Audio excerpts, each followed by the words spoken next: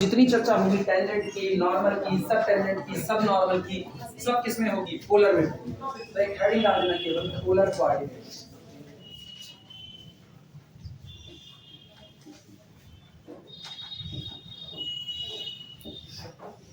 Polar coordinate. सुनो, हमको polar coordinate क्या होता है इसकी डिफिनेशन नहीं लिखनी है, ठीक है? पोलर कोऑर्डिनेट हम तुमको ऐसे बता दे रहे हैं होता क्या है, डिफिनेशन अपने लोग इसकी नहीं लिखेंगे। जब कार्टेशियन की बात करते हैं, कार्टेशियन कोऑर्डिनेट, तो कार्टेशियन कोऑर्डिनेट में मेरे पास एक सिस्टम होता है जो दो लाइन से मिलकर बनता है। 2D की बात कर रहे हैं, एक हॉरिजॉन्टल लाइन जिसको हम लोग नाम देते हैं एक्स एक्सिस, और दूसरा कौन होती है? वर्टिकल लाइन जिसको हम लोग नाम देते हैं वाई एक्सिस। अब दोनों लाइनें एक दूसरे को परपेंडिकुलर इंटरसेक्ट करती हैं, मतलब दोनों लाइन के बीच का एंगल कितना होता है? 90 डिग्री का होता है। तो ये तो कार्टेशियन की बात है। यहाँ पर आप x पर जितनी दूरी तय करते हो वो आपका x कोऑर्डिनेट होता है, y पर जितना तय करते हो वो आपका y कोऑर्डिनेट होता है। ये कार्टेशियन की बात है। पोलर में क्या होता है? पोलर में इस तरह लाइन का एजम्पशन नहीं होता।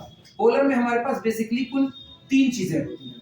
पहला, जिसको आप ओरिजिन कहते हो और वहां पर आप उसको पोल के नाम से जानते हो, ये कार्टेशियन की बात थी। पोलर में हाथ सुनो, पोलर में बेसिकली सबसे पहले एक पोल होता है, ओ से ही रिप्रेजेंट होगा, इसको पोल कहते हैं। तुम लोग इसको ओरिजिन भी कह सकते हो, कोई दिक्कत इसमें नहीं है। और एक पोल से होकर के गुजरने वाली एक सीधी हॉरिजॉन्टल लाइन होती है, हिंदी में कहें तो क्षैतिज रेखा होती है, जिसको हम लोग कहते हैं, this is known as the initial line. Starting मतलब जहां से आप शुरुआत कर रहे हो, वो प्रारंभिक रेखा, वो आपकी इनिशियल लाइन होती है। और अब अगर आपको किसी पॉइंट का कोऑर्डिनेट बताना है पोल की दुनिया में, तो आप पोलर कोऑर्डिनेट की दुनिया में उस पॉइंट की पोजीशन बताने के लिए आप 2 चीजों का इस्तेमाल करोगे। एक, पोल से उसकी दूरी कितनी है, पोल से पॉइंट की जो दूरी होती है that's called the radius vector कहा जाता है। जैसे हम कहें हमने यहाँ पर एक पॉइंट चुन लिया, तो यहाँ जब एक पॉइंट चुने तो यहाँ पोल से लेकर के इसकी ये जो दूरी होती है, इस लेंथ को नाप लो, that's called the radius vector r. ये आपका रेडियस वेक्टर आर होता है। और दूसरा, इनिशियल लाइन से कितना डिग्री घूम करके आप यहाँ तक पहुंचे हो, ये जो एंगल होता है इस एंगल को कहते हैं थीटा, ठीक, जिसको आप लोग वेक्टोरियल एंगल भी कहा जाता है, इसको वेक्टोरियल एंगल। और अब इसका कोऑर्डिनेट बनता है ओरिजिन से कितने डिस्टेंस पर है, आर पर, और इनिशियल लाइन से कई डिग्री के एंगल पर है, थीटा पर। तो ये आपका होता है, that's known as the polar coordinate.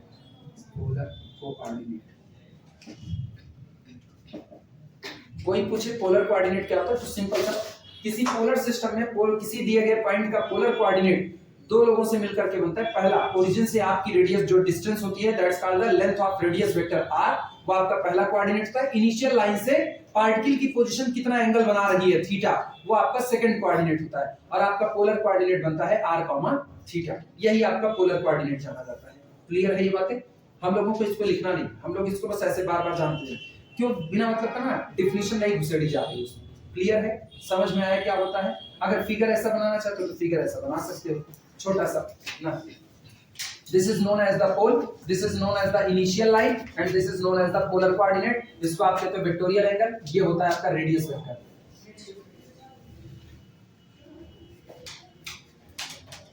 Radius vector, ये पूरा रेडियस वेक्टर है आपका, ठीक। क्या जनाब आ गया? आपको ये भी खोजा जा रहा था, पेपर हो गया इसका, अभी पूछते हैं कैसा है। मनीष पेपर कैसा होगा?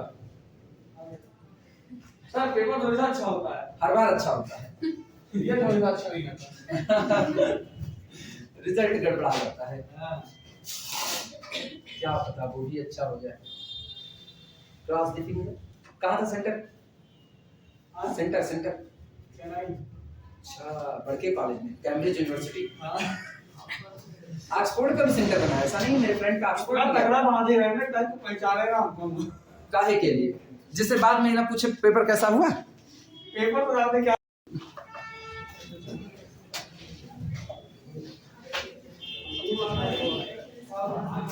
और कुछ इंटरव्यू सीखने अपने के लिए।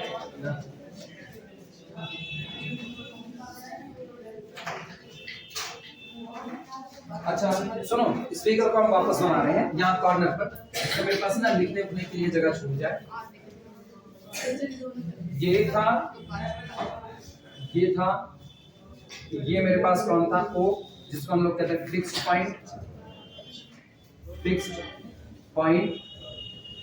ये फिक्स्ड पॉइंट चाहे तो इसको कह सकते हैं पोल, और इसको कहते हैं ओरिजिन, पोल और ओरिजिन। उसके बाद ये जो अपने पास लाइन होती थी, चलो अंतिम कोएक्स कर देते हैं। कोएक्स मेरे पास लाइन होती थी जिसको हम लोग कहते थे इनिशियल लाइन। जानते हो, पोलर से तुम लोग ना बहुत पहले इंटर में भी परिचित हो चुके हो। याद करो, कोऑर्डिनेट की चेंजिंग होती थी, x बराबर r cos थीटा, y बराबर r sin थीटा, पोलर में ही जाते थे, सेम पोलर कोऑर्डिनेट होता था। अच्छा, ये जो एंगल थीटा भी लिए हुए थे, इस थीटा एंगल को हम लोगों ने क्या कहा था, वेक्टोरियल एंगल।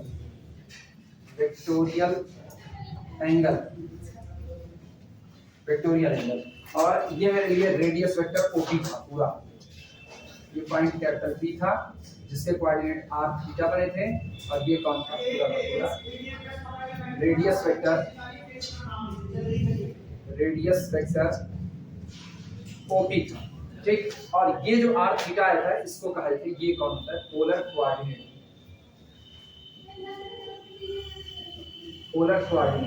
चलो अब थोड़ा सा लिखते हैं केवल एक बार। if x comma y are the Cartesian coordinate,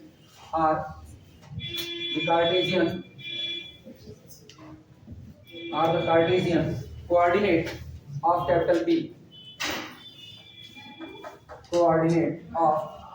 capital P, अगर दिए गए पॉइंट कैपिटल P के लिए कार्टेशियन कोऑर्डिनेट कौन हो, x, p हो, देन तब ऐसे मामलों में देन निकालने के लिए ना परेशान हो, निकालने के लिए यहां से एक परपेंडिकुलर डाल, ये कितना था y और ये कितना है x, बता रहे हैं कैसे निकाला जाता था। तो ये x हो गया, ये कितना हो गया y, तो इसके लिए अपना कोऑर्डिनेट बन गया x, y, ऐसा बना। तो अब यहां से अगर देखा जाए तो x बराबर कितना मिलेगा, r cos थीटा, ये हिस्सा तो लिखना then x is equal to, या x by r is equal to cos theta. याद है ना, आधार बटे कट, बेस अपॉन हाइपोटेनस। तो बेस कितना है x, हाइपोटेनस कितना है r, तो x by r is equal to कितना हो गया, cos थीटा। और इसी तरीके से साइन वाले के लिए y by perpendicular upon hypotenuse is equal to sin theta.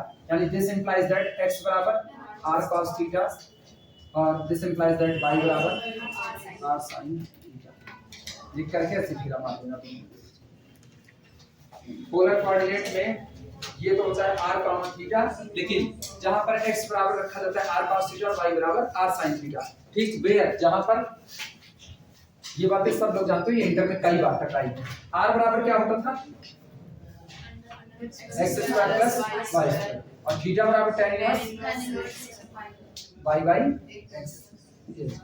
बस इनिशियल इंफॉर्मेशन है। अब हम लोग आ गए बीएससी वाले हिस्से पर, बस इनिशियल इंफॉर्मेशन इतनी देंगे। अब बीएससी के हिस्से पर बात की जाएगी। रेडियस वेक्टर और टेंजेंट के बीच में पहले एंगल कैलकुलेट करेंगे कि अगर आपका जो रेडियस वेक्टर खींचा गया है पर्टिकुलर किसी पॉइंट पर एक टेंजेंट ड्रॉ कर दिया, तो इनके बीच में एंगल कैसे निकाला जाएगा। ये बन जाए, लिख लेना तो ठीक है।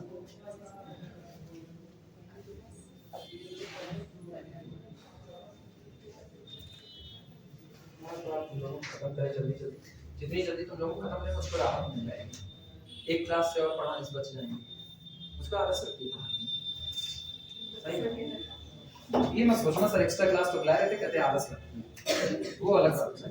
पढ़ाना अपनी बात, पढ़ाना जिम्मेदारी, मन नहीं करता पढ़ने का।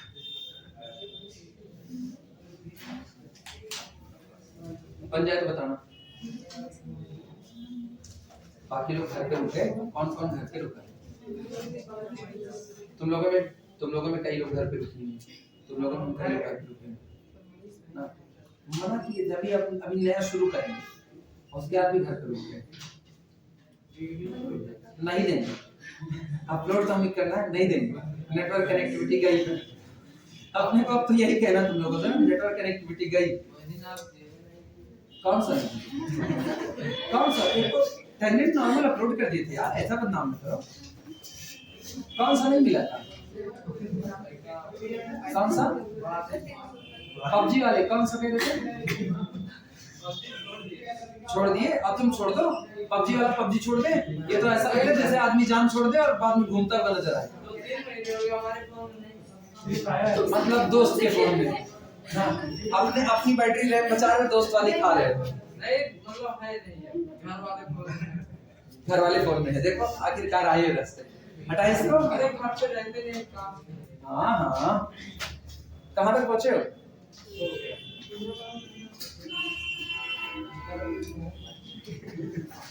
पबजी वाली प्रजाति जाने कब भी, अभी तो झमाझम चल रही है। सुनो, अब पहले एक फिगर बना लें, फिर बाकी बात करते हैं।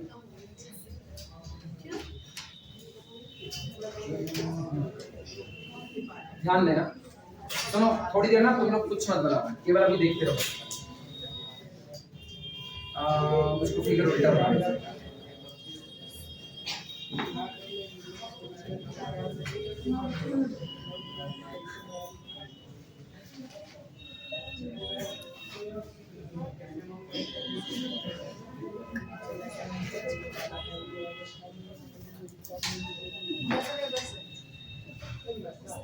तिरछा हो गया ना?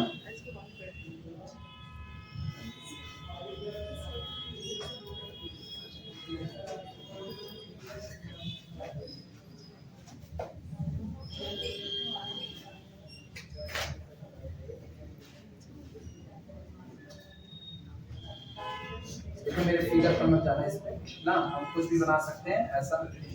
सुनो इधर फिगर समझो, ये एक कर्व है, ठीक है, और इस कर्व के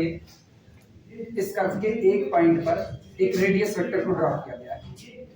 लेकिन पहले फिगर बना लें, नहीं मेरा।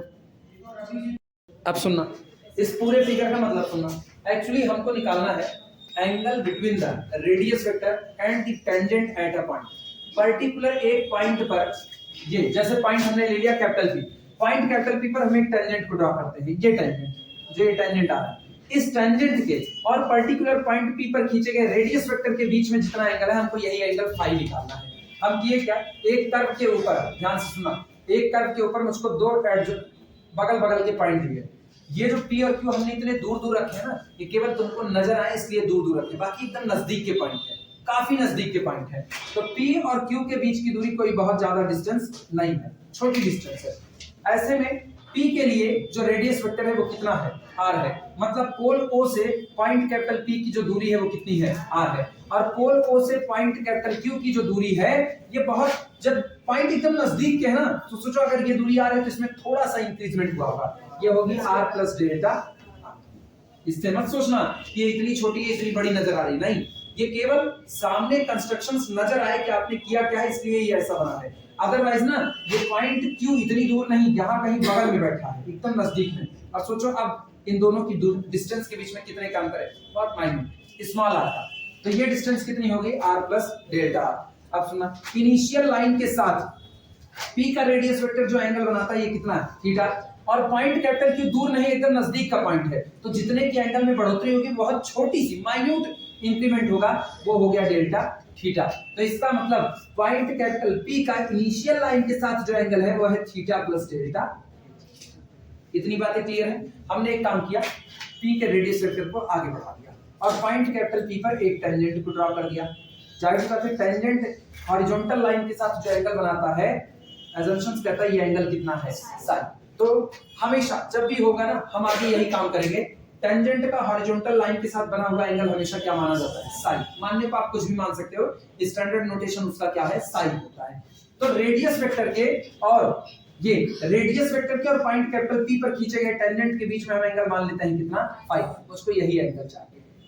We have to find out the angle between the radius vector at the point capital P and the tangent trace on the point capital P. Point capital P पर खींचे गए टेंजेंट और P के radius vector के बीच बनने वाला angle phi, यही angle हमको निकालना है। क्लियर हुआ?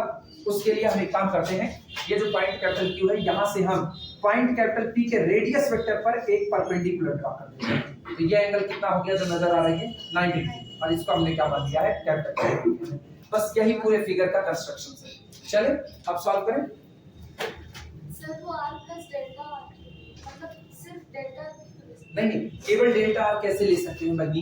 ये बताओ, ये इतना कौन है P है और Q आगे का पॉइंट है, आगे का पॉइंट है तो R तो रेडियस वेक्टर रहेगा, थोड़ा सा और बढ़ेगा, बहुत माइन्यूट, तो R में कितने का इंक्रीजमेंट हुआ? डेल्टा R का मतलब ना बहुत छोटी क्वांटिटी, बहुत छोटी।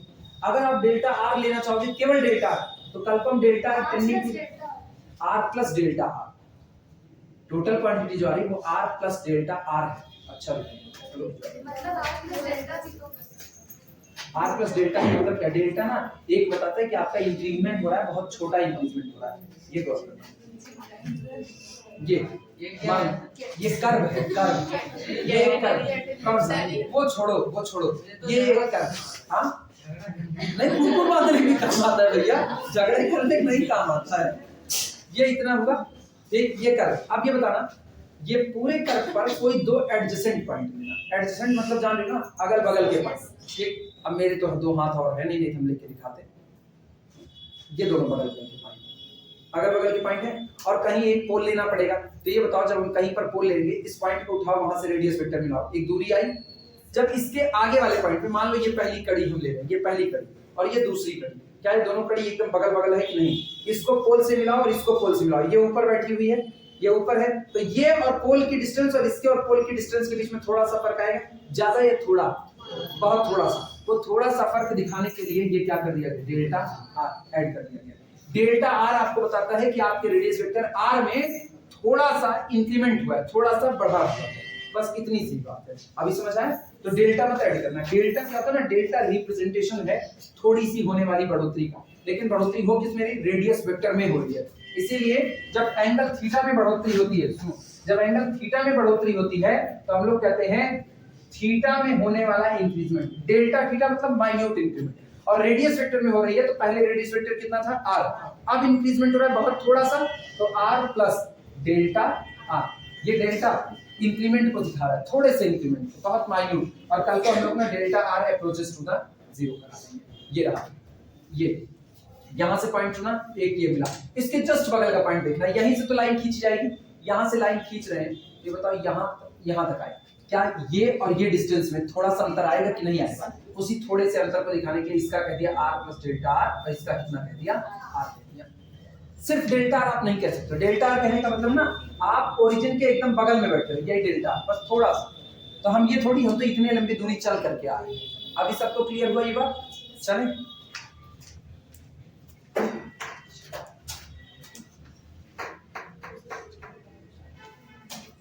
चलो फटाफट एंगल कैलकुलेट करते हैं। हेडिंग डाल देना, फिगर बन गया ना, इसी फिगर के ऊपर हेडिंग डाल देना, angle between radius vector and tangent, यही हेडिंग डाल देना, angle between radius vector and tangent, angle between radius vector and tangent, tangent के और रेडियस वेक्टर के बीच में बनने वाला एंगल। बहुत ज्यादा थ्योरी नहीं लिखेंगे, थोड़ी सी थ्योरी लिखेंगे, माना कैपिटल T और कैपिटल Q दो साइड बाय साइड के यानी बगल बगल के पॉइंट हैं, देखना। अच्छा, बगल बगल के पॉइंट को ना मैथमेटिकल भाषा में नाइबरहुड पॉइंट कहा जाता है। नाइबरहुड आपके पड़ोस का पॉइंट। अच्छा, पड़ोस वाले पॉइंट के बीच में ना बहुत ज्यादा दूरी नहीं होती, बहुत हल्की सी डिस्टेंस होती है दोनों के बीच में, और इसी नाइबरहुड को बहुत बड़ा बड़ा नाइबरहुड ना लिख करके सीधे NBD या NHD लिख देते हैं, जो तुम्हारा लिखना। लेट माना कैपिटल P जिसके कोऑर्डिनेट कितने हैं? r theta. ये बताओ कैपिटल P का अगर पोलर कोऑर्डिनेट मांगा कोई, तो कैपिटल P का रेडियस वेक्टर कितना है? r, और इनिशियल लाइन के साथ एंगल कितना है? थीटा है, तो उसके कोऑर्डिनेट हुए r, थीटा। कैपिटल Q का पोलर अगर देखा जाए, रेडियस वेक्टर कितना है? r प्लस डेल्टा r, और एंगल देखें तो इनिशियल लाइन के साथ एंगल कितना है? Theta plus delta theta. तो पॉइंट कैपिटल P मेरा हो गया r theta, and capital Q मेरा हो गया r plus delta r, theta plus delta theta. r to NBD's point, r neighbourhood point लिख देना, नाइबरहुड पॉइंट्स, ये दोनों नाइबरहुड पॉइंट्स हैं किसके, of the curve, of the curve. अच्छा ये बताओ, जब आप कार्टेशियन में लिखते हो तो कार्टेशियन में कर्व का इक्वेशन x और y में होता है, पोलर में x और y होता है, पोलर में केवल कौन होता है, r और थीटा होता है। फिर बताओ जब कार्टेशियन में लिखते हो तो लिखते थे y बराबर फंक्शन ऑफ x, ये लिखते थे। अभी आप किसमें लिख रहे हो, पोलर में, तो पोलर में आप लिखोगे r बराबर फंक्शन ऑफ थीटा। अच्छा कई रिप्रेजेंट होते हैं, चाहे आप ये लिखते थे, चाहे आप लिखते थे फंक्शन ऑफ xy बराबर कितना 0, तो यहाँ भी हम लोग क्या लिख सकते हैं, function of r comma theta बराबर 0। स्टैंडर्ड ये r बराबर f ऑफ थीटा। ये मेरा दिया गया कोई भी कर्व का एक इक्वेशन, कोई भी कर्व जैसा आपको दिया जाएगा, जैसे कार्डियाइड, याद है कार्डियाइड r बराबर 1 प्लस cos थीटा, भूल गए, हम नहीं पढ़ा है, कॉलेज में तो पढ़े होंगे ना, r बराबर 1 प्लस cos थीटा, ऐसा हो तो कुछ होता। अच्छा अब सोच करके जवाब देना। ये बताओ आओ assumptions पर आओ, कैपिटल P और कैपिटल Q दोनों कैसे पॉइंट है, नाइबरहुड पॉइंट, नाइबरहुड। जब कैपिटल Q P से दूर था, ध्यान सुनना, जब कैपिटल Q P से दूर था तो इसके रेडियस वेक्टर में इंक्रीजमेंट था कितने का, डेल्टा r का। अगर हम कहें कैपिटल Q इतना दूर नहीं बल्कि इसके नजदीक आ रहा है, सोचो अब आप Q को पकड़ो और कहो तुम धीमे धीमे P के नजदीक आओ, तो as लिखना मत, as Q approaches to the capital P, increment in the radius vector delta r approaches to the 0, वो भी तो खत्म होगा। और जिस दिन सोचो, जिस दिन Q चलते चलते चलते चलते P पर ओवरलैप कर जाएगा उस दिन डेल्टा r बराबर कितना हो जाएगा, 0 हो जाएगा। मानते हो इस बात? अच्छा एक और बात देखना, जब तक Q P से दूर था तब तक एंगल में इंक्रीजमेंट कितने का था, डेल्टा थीटा। अच्छा ये बताओ, हम ऐसे गलत कंस्ट्रक्शन कर रहे हैं लेकिन फिर भी मान लो Q यहाँ आ गया नजदीक, तो सोचो ये वाला पॉइंट यहाँ से चलते चलते ये आ गया कि नहीं आ गया, यहाँ क्या एंगल घट गया कि बढ़ गया, घट गया। Q और नजदीक आ गया यहाँ पर, तो अब की बार ये यहाँ आ गया, एंगल और कम हो गया कि नहीं, धीमे धीमे एंगल में होने वाला इंक्रीमेंट जो डेल्टा थीटा था वो अप्रोच कर रहा है किसकी तरफ, 0। यानी हम लोग लिख सकते हैं as Q approaches to the P, delta R approaches to the 0 and delta theta also approaches to the 0। क्या ये बात सही है, सारे लोग सहमत हो? चलो लिखना इसी बात को,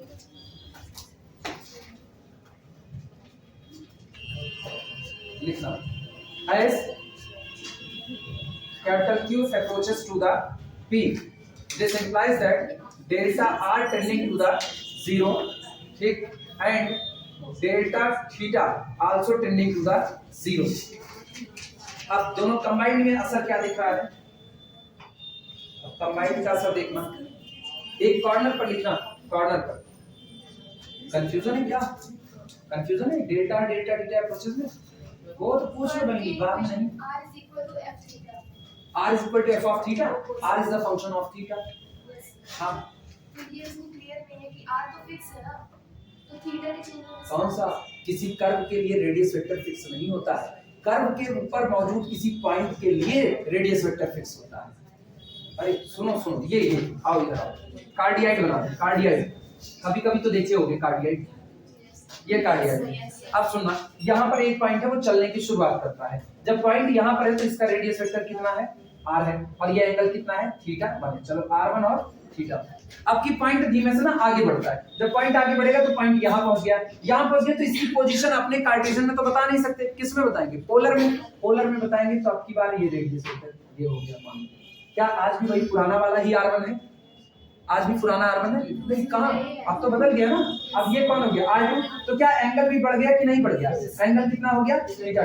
तो सोचो इसके कोऑर्डिनेट है r1, θ1 और इसके कोऑर्डिनेट है r2, θ2, पॉइंट यहां पहुंच गया, ये देखो यहां एंगल और बढ़ गया कि नहीं बढ़ गया, और बढ़ गया, और जब पॉइंट यहां पर हुआ तो एंगल कितना हो गया, 90 डिग्री पूरा पूरा हो गया। तो यानी यहां पर पहुंचते ही यहां पर मौजूद पॉइंट π/2 और रेडियस वेक्टर जो भी रहा हो, सॉरी एंगल π/2, रेडियस वेक्टर मान लो कितना हो गया, rn हो गया और एंगल हो गया π/2। अब की बार ये यहां पर आया, क्या एंगल और बढ़ना चालू हो गया कि नहीं, सोचो पॉइंट चल रहा है, लगातार पॉइंट चल रहा है, और पॉइंट के चलने के साथ साथ उसके लिए एंगल और रेडियस वेक्टर दोनों कांस्टेंटली बदल रहे हैं कि नहीं बदल रहे हैं, कंटीन्यूअसली बदल रहे हैं, अंतर आया। तो ये बताओ, अब आपका पूरा का पूरा कर्व दो लोगों पर डिपेंड कर रहा है, किस पर, किस पर, एक तो रेडियस वेक्टर r पर और दूसरा एंगल थीटा पर। क्या आप पूरे के पूरे कर्व को केवल आर थीटा करते करते बना रहे हो कि नहीं बना रहे हो?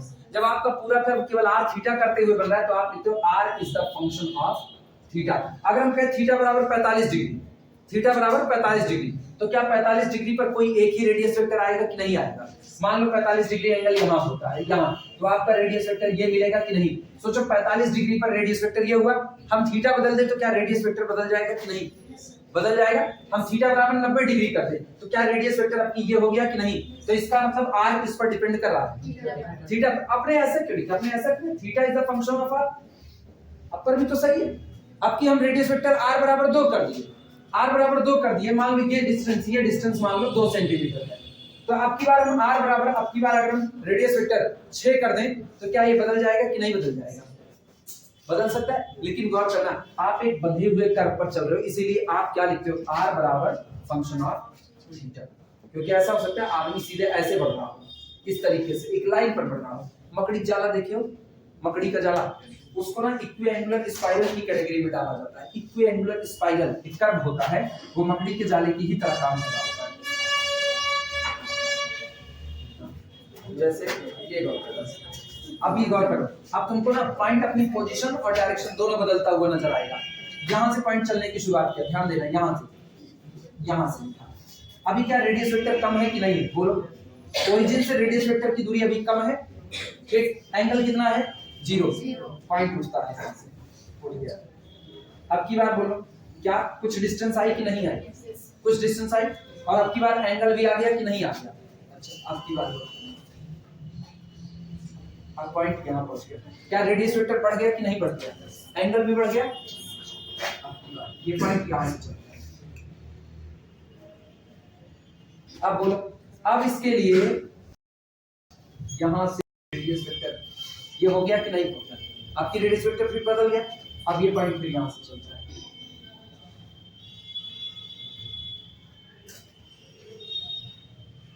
क्या ये रेडियस वेक्टर और हो गया, फिर से बदल गया कि नहीं बदल गया?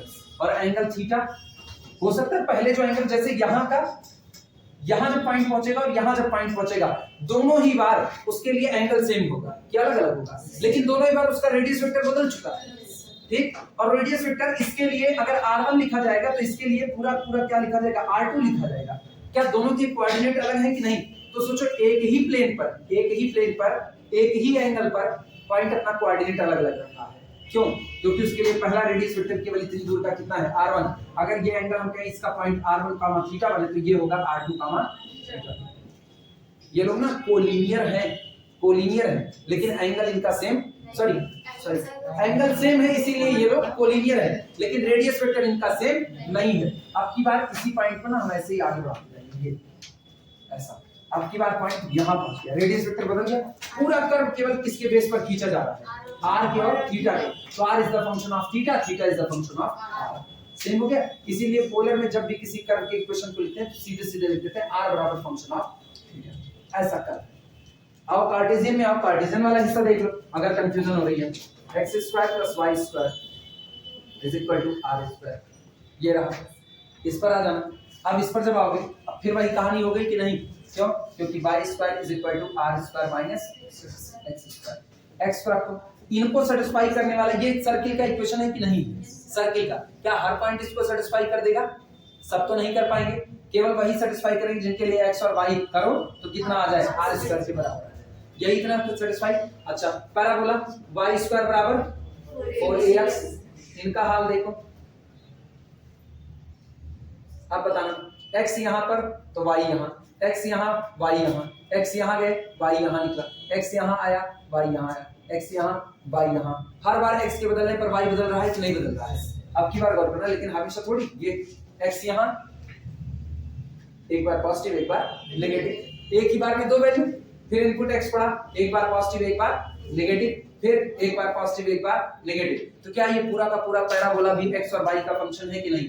इसीलिए जब आप कार्टेशियन में लिखते हो तो आप लिखते हो y बराबर फंक्शन ऑफ x, पोलर में लिखोगे तो r is the function of theta. अभी दिक्कत दूर हुई? किसको किसको थी? सबको थी। अभी दूर हुई दिक्कत? अभी भी है कुछ नहीं?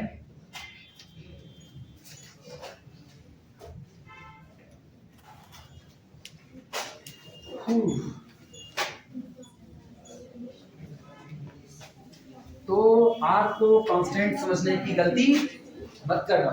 आर कांस्टेंट नहीं है, आर आपके कर्व के अकॉर्डिंग बदल रहा है। एक सर्किल के लिए आर कांस्टेंट है, सर्किल अगर खींचोगे तो सर्किल के लिए आर कांस्टेंट हो जाता है। सर्किल में ये बवाल नहीं, वहां थीटा बदलता है। लेकिन आप जनरल कर्व लिख रहे हो तो जनरल कर्व में आप आर को कांस्टेंट नहीं ले सकते हो। जनरल कर्व कुछ भी हो सकता है, जब कुछ भी हो सकता है तो हम लोग लिख देंगे सीधे r is the function of theta. जैसा थीटा वैसा आर सामने आएगा। क्लियर क्या? अच्छा, आप सोच करके जवाब देना। इतनी कहानी होने पर ये बताओ, ये जो तुमको ये नजर आ रहा है क्यूपी, क्या ये कॉर्ड है कि नहीं? अरे किसी कर्व के दो पॉइंट को मिलाने वाली लाइन कॉर्ड होती है। कॉर्ड की हिंदी होती है यूपी बोर्ड वाला जीवा। जीवा जीवा जीवा नहीं ना, जीवा ये बात है। बात पुरानी मूवी में गुंडों का नाम होता था जीवा, या कभी कभी हीरो का भी नाम होता था जीवा। अक्सर मिथुन चक्रवर्ती की मूवी में उनका नाम जीवा हो जाता था अक्सर, पता नहीं कैसे हो जाता था, गणित ज्यादा पढ़े थे ऐसा। सुनो, ये जो कॉर्ड पीक्यू है, जरा कॉर्ड पीक्यू का हाल देखना। कॉर्ड पीक्यू धीमे धीमे सिकुड़ रही है कि नहीं? और जब आप निकल करके आ रहे हो तो as Q approaches to the P, जैसे जैसे इधर के हाथ देखना, as Q approaches to the P, एक तो आपके रेडियस वेक्टर में होने वाला इंक्रीजमेंट डेल्टा आर कैसा हो जा रहा है? Delta r approaches to the zero, delta theta approaches to the zero. उस दौरान ये कॉर्ड पीक्यू धीमे धीमे झुक रहा है। और एक कंडीशन ऐसी आएगी जब कॉर्ड पीक्यू यहां आकर के बैठा होगा, यानी कह सकते हो वो टेंजेंट के अलोंग हो जा रहा होगा, यानी chord PQ becomes the tangent at the point capital P. वो पॉइंट कैपिटल पी पर खींचे गए टेंजेंट से कोलैप्स कर जाएगा। ये बात समझ आ रही है या नहीं? हम रुके हुए पहले फिगर ध्यान से देख लो अपनी कॉपी में। सुनो, हम बता रहे हैं अपनी कॉपी में ना, ये ऐसे रख लो और धीमे धीमे पॉइंट को खिसकाओ। गौर करो, धीमे धीमे पॉइंट खिसक रहा है। ये पॉइंट इधर आ रहा है तो ये और नीचे आया। सोचो, पहले इतना था, अभी क्या हुआ? इतने नजदीक तक गया। अरे गौर करो, अभी इतने नजदीक आया, फिर और नजदीक आएगा तो ये और नजदीक आते आते ये एकदम यहाँ पर, यानी ये लैप्स कर जाएगा इन पर। यानी हम लोग लिख सकते हैं cord PQ approaches to the tangent at capital P। जो आपका कॉर्ड PQ होगा वो बढ़ जाएगा पॉइंट कैपिटल P पर खींचे गए टेंजेंट पर। हाँ या ना? गले के नीचे बात नहीं कर रही हो, नहीं कर रही हो गले के नीचे, इधर गौर करना। अच्छा, कुछ कंस्ट्रक्शंस करने ध्यान देना।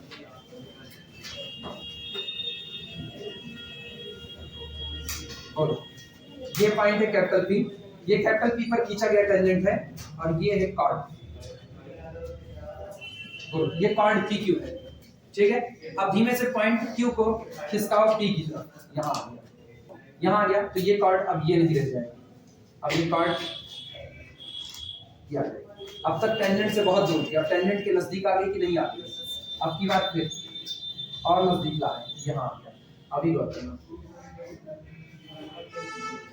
ये कार्ड हो गई कि नहीं? टेंजेंट की और नजदीक आ गई, मेरे ख्याल से उतनी दूर से दिखने में दिक्कत हो रही है। हाँ, आप बताना, अब की बार हम इसको और नजदीक ला रहे हैं, और नजदीक। अभी तुमको कार्ड भी नजर आ रहा है, थोड़ा सा नजर आ रहा है?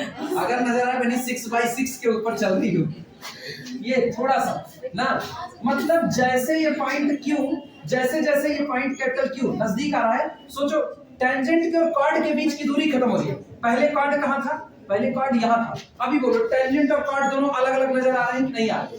लेकिन जैसे जैसे पॉइंट नजदीक आना शुरू हुआ, ये कॉर्ड भी खिसकता हुआ टेंजेंट के नजदीक आने लगा कि नहीं? और सिचुएशन ये आ गई कि जब पॉइंट क्यू गिरेगा किस पर? पी पर, तो यही कॉर्ड पी क्यू टेंजेंट पर ओवरलैप कर गया है कि नहीं कर गया? बस यही बात हम ऊपर लिख रहे हैं कि as Q tending to the P, जैसे जैसे पॉइंट कैपिटल क्यू बढ़ रहा है किसकी तरफ? पी की तरफ, वैसे वैसे एक तो दो बातें हो रही हैं। एक तो डेल्टा आर जो रेडियस वेक्टर का इंक्रीजमेंट है ये खत्म हो रहा है, delta r approaches to the zero, delta theta भी बढ़ रहा है किसकी तरफ? जीरो की तरफ। और आपका कॉर्ड पी क्यू खिसकते खिसकते ओवरलैप करने जा रहा है टेंजेंट एट कैपिटल पी पर। अभी एक्सेप्ट हुआ? अभी लिखा जाए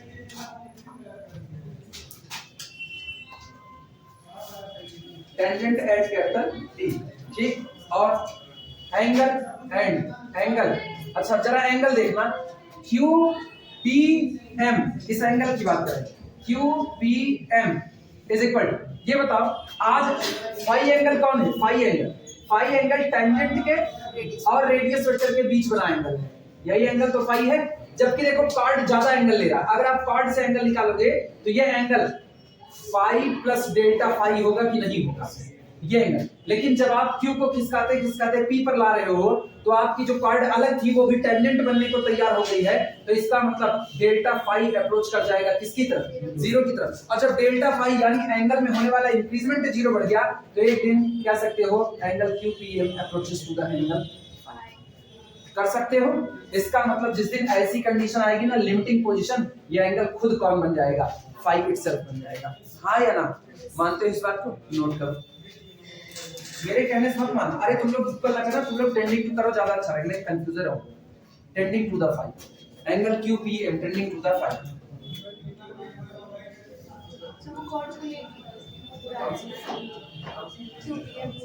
हाँ QPM के पूरा कार्ड करें तो QPM, तुम ये कर्व बाउंड्री मत लेना, रुको हम इसको काट के अलग निकालते हैं। पहले केक का टुकड़ा काटे, देखो केक का टुकड़ा देखना, ये ठीक, और ये पॉइंट है कैपिटल Q, ये पॉइंट है कैपिटल P, ठीक। और सुन, P पर खींचा गया रेडियस वेक्टर ये था, रेडियस वेक्टर P पर खींचा, ये रेडियस वेक्टर था, और P पर खींचा गया टेंजेंट ये था। ये एंगल कौन था? अभी अलग अलग नजर आया।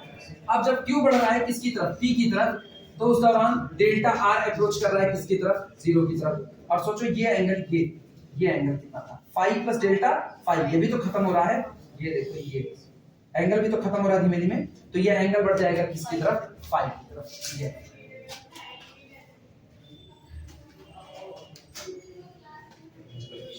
फिगर को थोड़ा सा साफ सुथरा कर दें।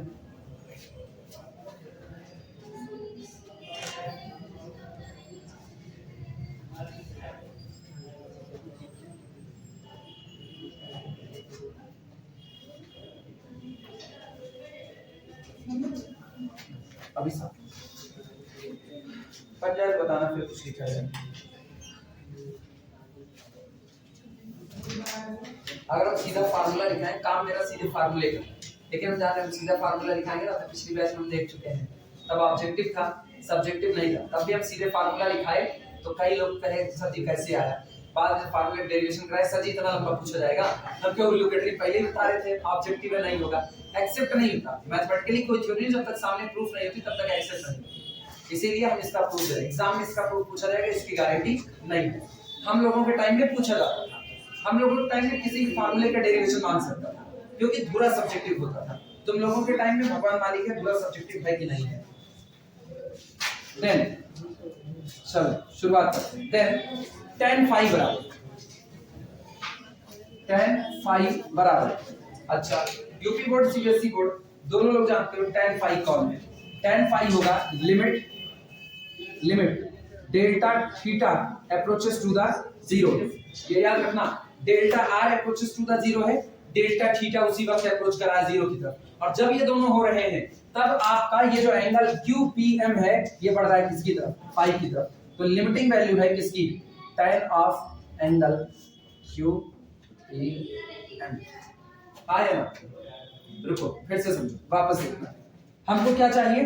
tan फाई, लेकिन मुझको फाई कब मिलेगा? जब एंगल QPM अप्रोच कर जाए किसकी तरफ? फाई की तरफ, तो यहाँ पर tan फाई बन जाएगा। लेकिन अब मुझको पता है कि ये इतनी आसानी से फाई की तरफ नहीं बढ़ेगा, ये फाई की तरफ तब बढ़ेगा जब एंगल थीटा अप्रोच कर रहा है किसकी तरफ? जीरो की तरफ। तो हम कह सकते हैं tan phi is the limiting value of limit as delta theta approaches to the zero tan of angle QPM। लिखा जा सकता है कि नहीं? नोट करो, नोट करो, बहुत धीरे चल रहा है, जान रहे हो मुझे भारी भरकम काम पड़ रहा है।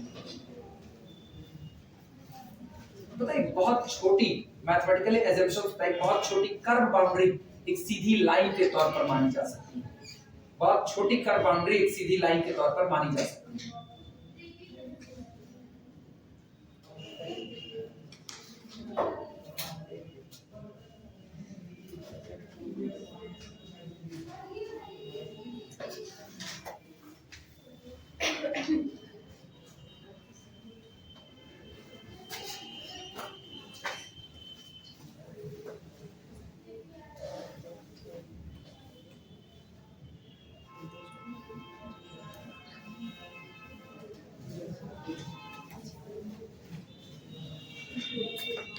लिख चुके?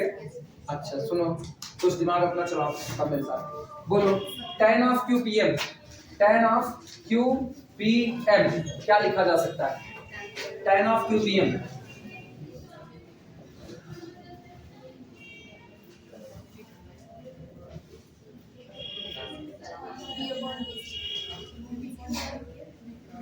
tan लिखा गया है, मतलब परपेंडिकुलर अपॉन बेस। परपेंडिकुलर कितना है? QM, बेस कितना है? PM है। तो ये लिखा जाएगा this is equal to tan, नहीं sorry, limit delta theta approaches to the zero, कितना हुआ? QM अपॉन कितना? PM लिख सकते हैं, नोट करो QM अपॉन PM।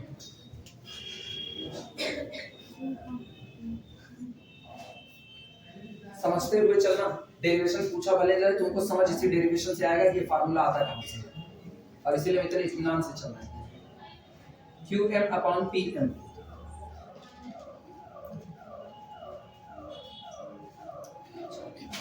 लिख चुके? अब सुनना, this is equal to limit delta theta tending to the zero. चलो मेरे पास इधर आ, मुझको QM चाहिए। QM कितना होगा वो गौर करना। मेरे पास एक राइट एंगल ट्रायंगल बहुत बड़ा सा नजर आ रहा है, ये गौर करना।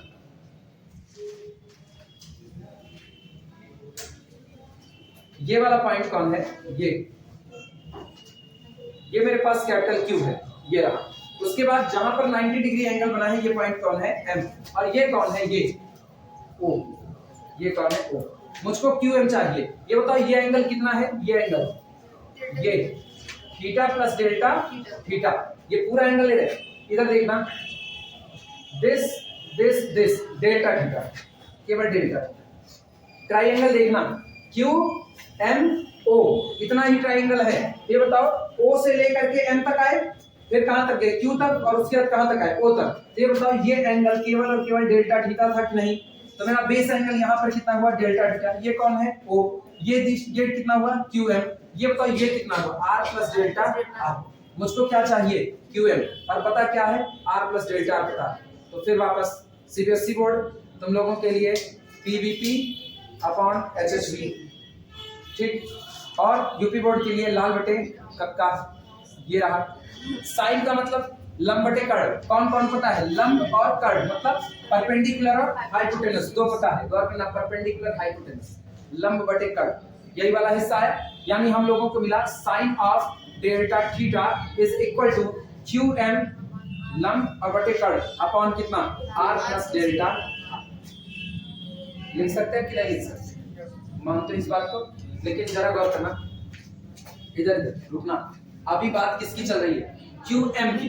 ये तो QM का तरीका होगा कि आप QM को कैसे, जरा PM को देखो, PM कैसे मिलेगा? PM पर गौर करना। PM को हम लिखने चल रहे हैं, PM is equal to O से लेकर के M तक और माइनस O से लेकर के P तक लिखा जा सकता है। अभी हम कुछ नहीं करा, उधर का भूले रहो बस खाली। This is equal to QM upon PM, OM minus कितना? OP लिखा जा सकता है। अब गौर करना, QM का हाल देखना यहां से। QM कितना होगा? QM R plus delta R sine delta theta, यानी this is equal to limit delta theta approaches to the zero, R plus delta R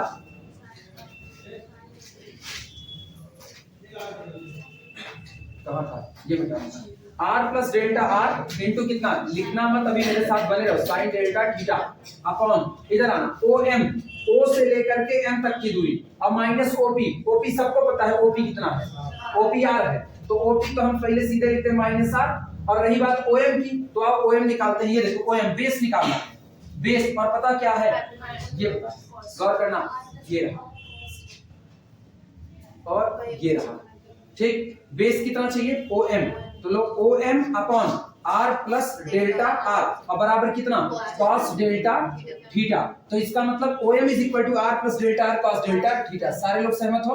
यानी हम लोग आगे लिख सकते हैं R प्लस डेल्टा R और यहाँ पर cos डेल्टा और ये रहा माइनस R। क्या यही लिखा जा सकता है? सारे लोग सहमत हो? चलो शुरुआत करो, लिखने की शुरुआत करो।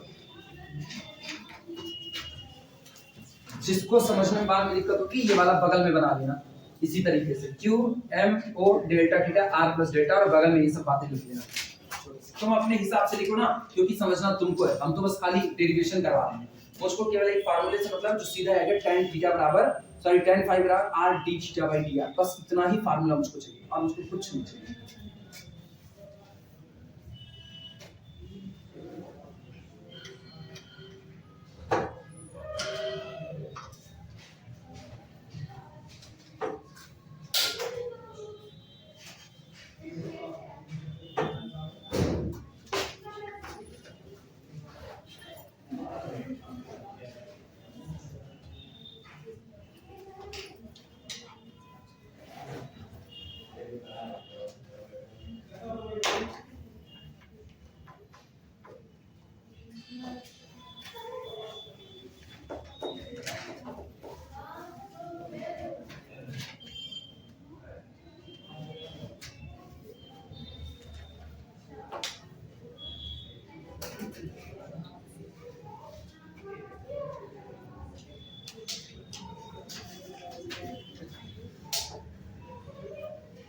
लिख दो तो फिर शुरुआत करें।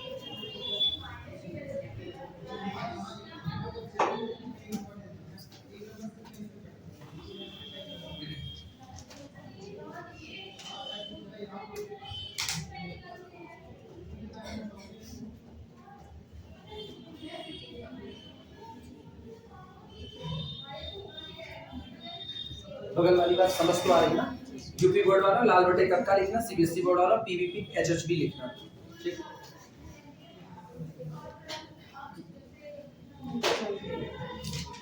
तुम लोग धीमे धीमे पीवीपी एचएचबी की आदत डालो, तुम लोग धीमे धीमे लाल बटे कक्का की आदत डालो। हाँ, सीखना तो बेहतर है ना, दोनों तरफ अपने हाथ चल रहे हैं।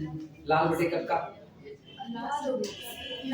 ला से लंब, का से कड़, आ से आधार, लंब बटे कक्का, इसको बोलते हैं लंब। ये नीचे जो पड़ा हुआ ये आधार है, और ये कौन है? आपका कर्ण है, जिसको आप हाइपोटेनस बोलते हो ना। हाइपोटेनस बोलने पे ना हिप्पोपोटामस वाली फील आती है।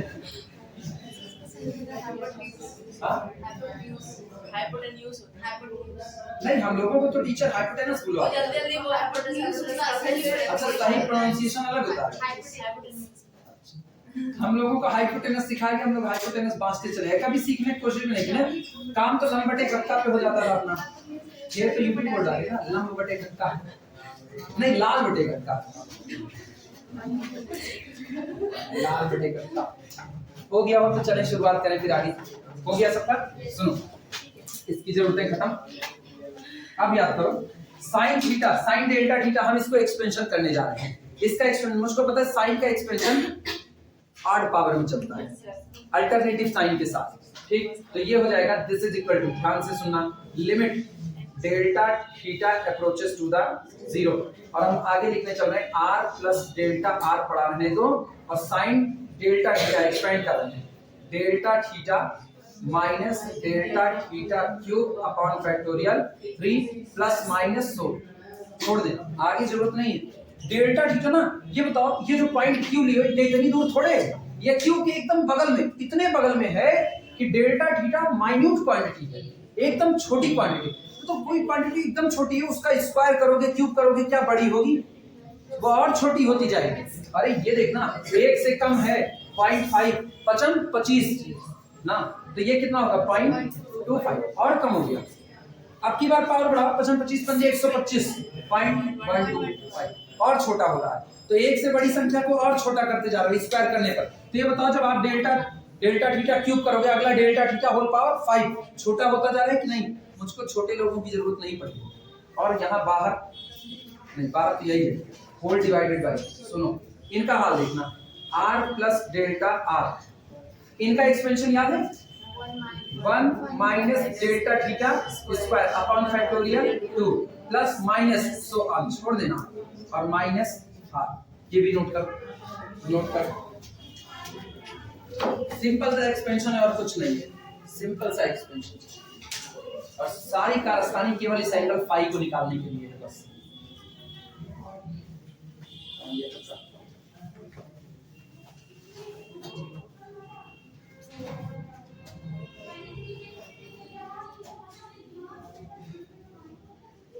याद तुमको फार्मूला ही करना है, लेकिन रिस्क फैक्टर ये है ना कि सब्जेक्टिव एग्जाम होता है तो आपसे फार्मूले का डेरिवेशन भी पूछ सकता है।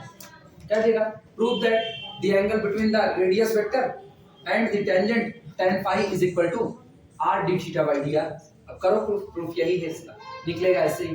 तो वो कुछ भी पूछ सकते हैं, उनके लिए कुछ नहीं, सब खुली छूट है। वो ब्रह्म, हम ब्रह्मास्मि।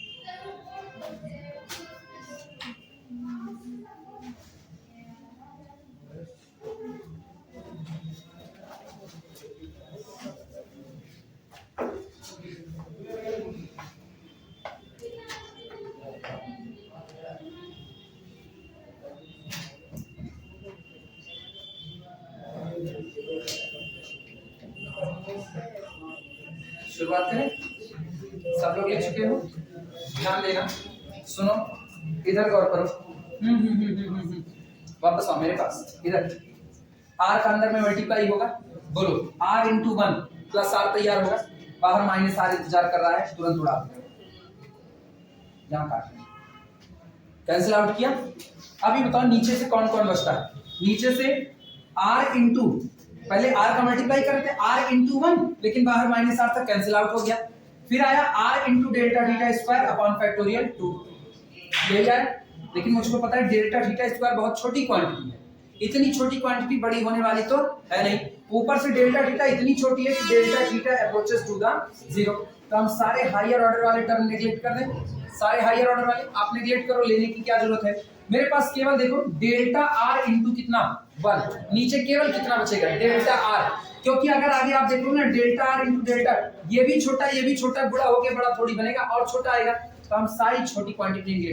नीचे से मेरे पास केवल बच रहा है, यहां लिख रहे हैं दिस इज इक्वल टू, यानी tan phi is equal to limit delta theta approaches to the 0 बटे में मेरे पास केवल बच रहा है डेल्टा r।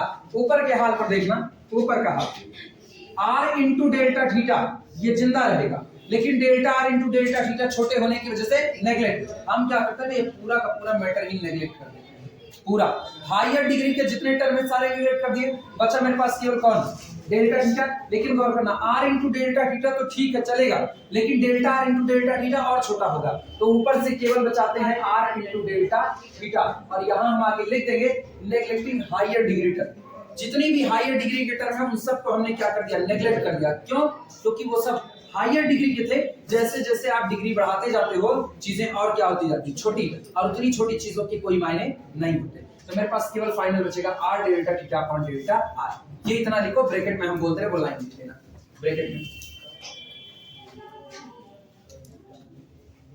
ये गणित की दुनिया का एजम्पशंस है कि अगर आप पावर बढ़ाने पर चीजें छोटी होती जा रही हैं तो आप उनको तुरंत नेग्लेक्ट कर दो, उनको ढूंढने की जरूरत नहीं।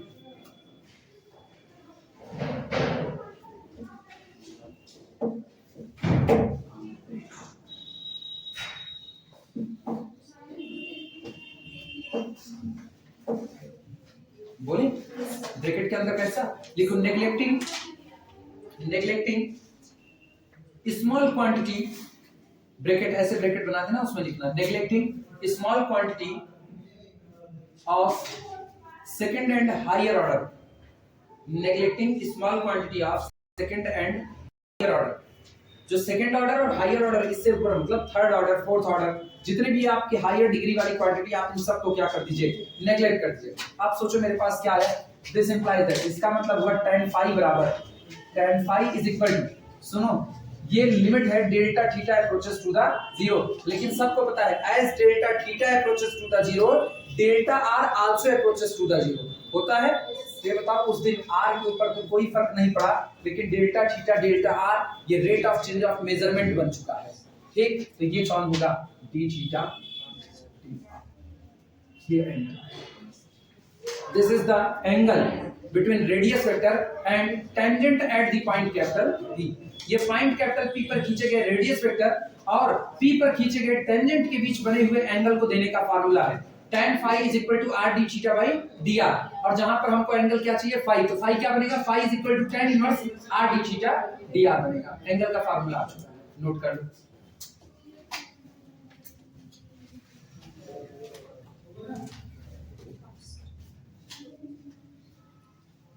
अच्छा एक और बड़ी इंपॉर्टेंट चीज इस फिगर में छिपी हुई है, ये भी हम लोग रिमार्क करके लिख लेंगे। ये बताओ, सोच करके जवाब देना। ये एंगल कितना है? ये 5, तो इसके ठीक सामने वाला ये कितना होगा? 5। हिंदी में क्या बोलते हैं, और इंग्लिश में क्या बोलते हैं? Vertical angle, vertically opposite. हाँ, तभी उनके वर्टिकल एंगल तो हम लोग कुछ और पढ़ेंगे। अच्छा, शीर्षाभिमुख कोण याद है?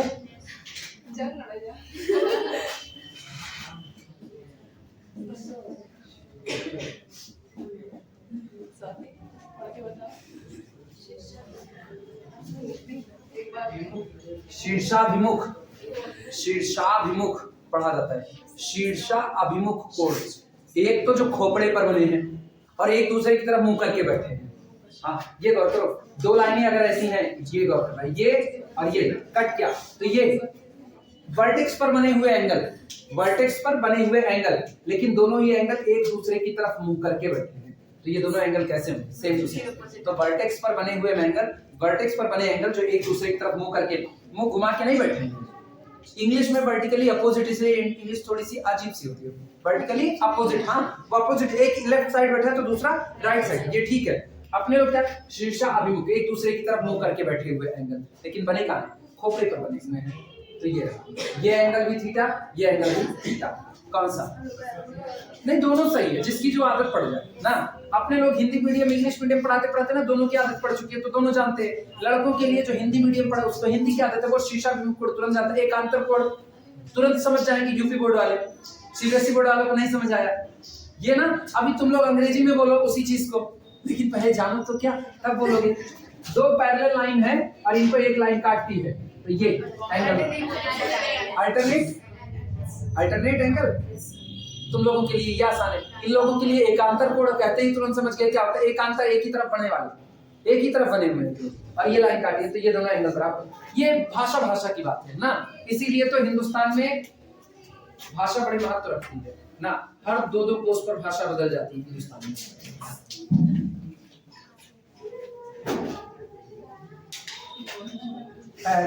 जाने दो, ये सब भाषाओं की दिक्कतें हैं, ऐसे ही चलती रहेंगी। खैर सुनो, अब कोई पूछे कि किसी पर्टिकुलर पॉइंट पर खींचे गए रेडियस वेक्टर, किसी पर्टिकुलर पॉइंट के रेडियस वेक्टर और उस पर खींचे गए टेंजेंट के बीच का एंगल क्या होता है? जवाब होगा tan phi = r d theta dr। यही आपका फार्मूला होता है। चलो ये नोट कर लो, फिर चलते हैं आगे। हाँ, एक चीज गौर करना, जो बताने चलते हैं पूरा मिटा देते। ये बताओ, ये एंगल कितना होगा? फाई, ये कितना है? थीटा, और ये कितना है? साई। तो ये ट्रिग्नोमेट्री में सब पढ़े होंगे, साई = थीटा प्लस फाई। लिख सकते हैं, रिमार्क लिखना। From the figure it is clear that, from the figure it is clear that, remark में लिखना, from the figure it is clear that psi = theta plus phi, psi = theta plus phi. From the angle it is clear that psi = theta plus phi. क्या हुआ? कुछ और बोल दिया था क्या? नहीं, from the figure angle Bhavna में बैठ के लिख दिया। From the figure it is clear that psi = theta plus phi.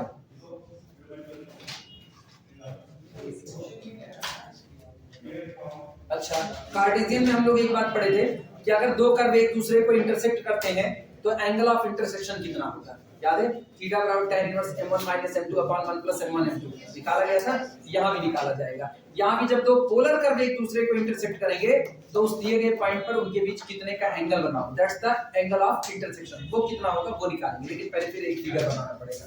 Figure हम बना लें तब तक वीडियो रोक देंगे। तो जब एक फिगर बनता है ना तो अपने एक जंग जीतते हैं। फिगर सुनो, दो कर्व दिए थे, एक था कैपिटल एफ ऑफ थीटा, दूसरा था स्मॉल एफ ऑफ थीटा। ये गौर करना, ये कर्व आ रहा है, उंगली देखना, उंगली ये एफ ऑफ थीटा, ये कर्व आ रहा है यहाँ से यहाँ तक का। ये मेरा पहला कर्व है जिसको हम कह रहे हैं कैपिटल एफ ऑफ थीटा, और ये मेरा दूसरा कर्व है ये जिसको हम कह रहे हैं स्मॉल एफ ऑफ थीटा। दोनों कर्व एक दूसरे को एक पॉइंट पर इंटरसेक्ट किए। मुझको इसी इंटरसेक्शन पॉइंट पर एंगल निकालना है, कितना एंगल है। मुझको पता है इंटरसेक्शन पॉइंट पर एंगल इंटरसेक्शन पॉइंट का नहीं, उस इंटरसेक्शन पॉइंट पर दोनों कर्व के लिए खींचे गए टेंजेंट के बीच बनने वाला एंगल है। तो हम करते क्या है, पॉइंट कैपिटल P पर पहले वाले कर्व के लिए एक टेंजेंट ड्रॉ करते हैं, ये जिसको हम कह रहे हैं T1, और इसी इंटरसेक्शन पॉइंट पर अपने दूसरे वाले कर्व के लिए एक टेंजेंट ड्रॉ करते हैं ये, और इनके बीच में जो ये स्मॉल एंगल बनेगा इसी को क्या कहते हैं, this is called the angle of intersection. लेकिन सुनना, अभी तुम लोगों ने कुछ पढ़ा हुआ है कि आपका रेडियस वेक्टर टेंजेंट के साथ कोई एंगल बनाता है। अब ये बताना पॉइंट कैपिटल P तो एक है क्योंकि इंटरसेक्शन पॉइंट आपने P को लिया है, तो P का आपके पहले वाले कर्व के साथ एक एंगल बनेगा, this is called the angle of ये थीटा। रेडियस वेक्टर के और इस पर खींचे गए टेंजेंट T1 के बीच बना हुआ एंगल कितना है, T1। अब की बार गौर करना, यहां से लेकर के और आपके ये दूसरे वाले ये एंगल कितना है, θ2 है। बोलो क्या ये पूरा है, ये कौन सा टेंजेंट T2, ये कौन है, रेडियस वेक्टर। रेडियस वेक्टर और सेकंड टेंजेंट के बीच बना हुआ एंगल कितना हो गया, θ2, 2 हो गया। तो सोचो एंगल ऑफ इंटरसेक्शन ये कितना होगा, ये θ2 - θ1 है कि नहीं, बोलो ये पूरा कितना है, पूरा θ2, और ये कितना है, θ1। θ2 में से θ1 को निकाल दो तो ये आपका एंगल ये क्या, ये एंगल θ2 - θ1 है कि नहीं, this is the angle of intersection. Clear हुआ? अब फिगर बना लो अपने हिसाब से, अब अपने हिसाब से फिगर बना लो। हेडिंग, हाँ हेडिंग डालते हैं, हेडिंग है angle of intersection of two polar curve. Angle of intersection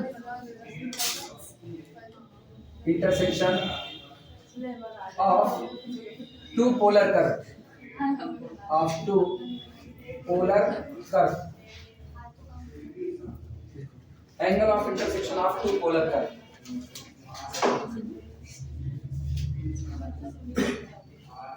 अच्छा, जो पुराना वाला अभी भी निकाले थे, जो पुराना अभी भी निकाले, अगर उसमें tan फाई को हटा के cot फाई कर दे तो कितना होगा, हो जाएगा। उसको वहीं पर लिख लेना, हम दोनों में से किसी का भी इस्तेमाल कर सकते हैं ना, पुराने वाले। अच्छा ये पहले फिगर बना लो, अभी लिखा देते हैं, ये फिगर बना लो, अभी लिखा दो, पहले ये फिगर बना लो पूरा, सोच समझ करके बनाना, जैसा है वैसा।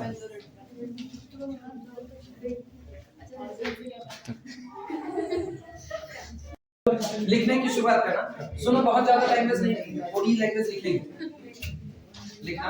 लेट फर्स्ट कर्व बी, चलो इसमें लिखने की शुरुआत करो। लेट माना first curve, let first curve be या फर्स्ट कर्व C1 डैश कर देना, r बराबर f ऑफ थीटा। पहला कर्व हम ले रहे हैं r बराबर f ऑफ थीटा, और दूसरा कर्व ले रहे हैं सेकंड कर्व C2, ये दिया जाता है r is equal to capital F of theta.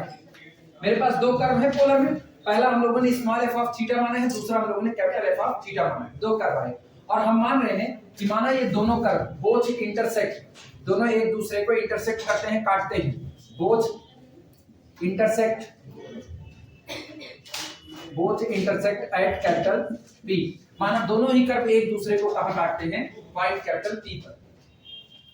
Phi 1 कौन एंगल है, जो पहले टेंजेंट T1 और रेडियस वेक्टर के बीच में बना हुआ है, पहला वाला θ1 मान लेते हैं। अच्छा चल θ1 लिख देते हैं, कोई दिक्कत नहीं है, मुंह से फाई 1 निकल जाता है ना अक्सर। अगले पे लिखना θ1 is equal to angle, actually पता है क्यों फाई 1 निकलता है मुंह से, क्योंकि जरूरत हर बार इसकी पड़ती है, tan फाई 1। तो सुनो, लिख भले θ1 नहीं है, कल को सॉल्व करने में अगर मुझसे फाई 1 निकल जाता है तब भी माने यही रहेगा, ठीक है। या कहो तो अभी नहीं बदल देंगे, बदल ना, ऐसे काटना फाई 1 फाई, अब पता रहेगा ना फाई 1 फाई। हाँ नहीं पता चले फोकस कभी मेरे मुंह से कुछ निकले तुम लोग कहो ये तो हुआ ही नहीं था, ऐसा ना। Phi 1 is equal to angle between actually standard notation phi ही है, याद करो। अभी पुराने वाले फिगर में रेडियस वेक्टर और टेंजेंट के बीच में एंगल फाई माने, तो स्टैंडर्ड नोटेशन वही। कौन सा, ना ना ना ना ना, अरे गलती ना करना, सुनो इधर गौर करना। ये मेरा कर्व है, कर्व फंक्शन है r का और किसका, थीटा। कर्व फंक्शन है r का थीटा का, लेकिन पर्टिकुलर किसी पॉइंट पर खींचे गए रेडियस वेक्टर और उसी पॉइंट पर खींचे गए टेंजेंट के बीच जो एंगल बनता है, ये एंगल कौन है, फाई 1। ये एंगल फाई 1 है।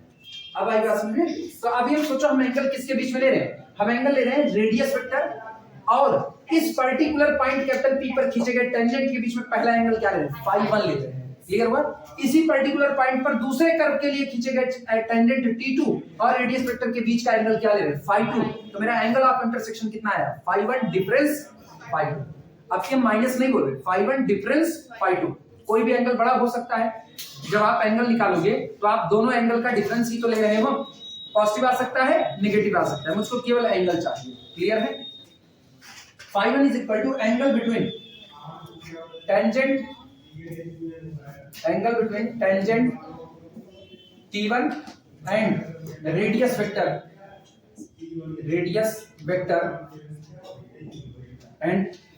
Vector full stop.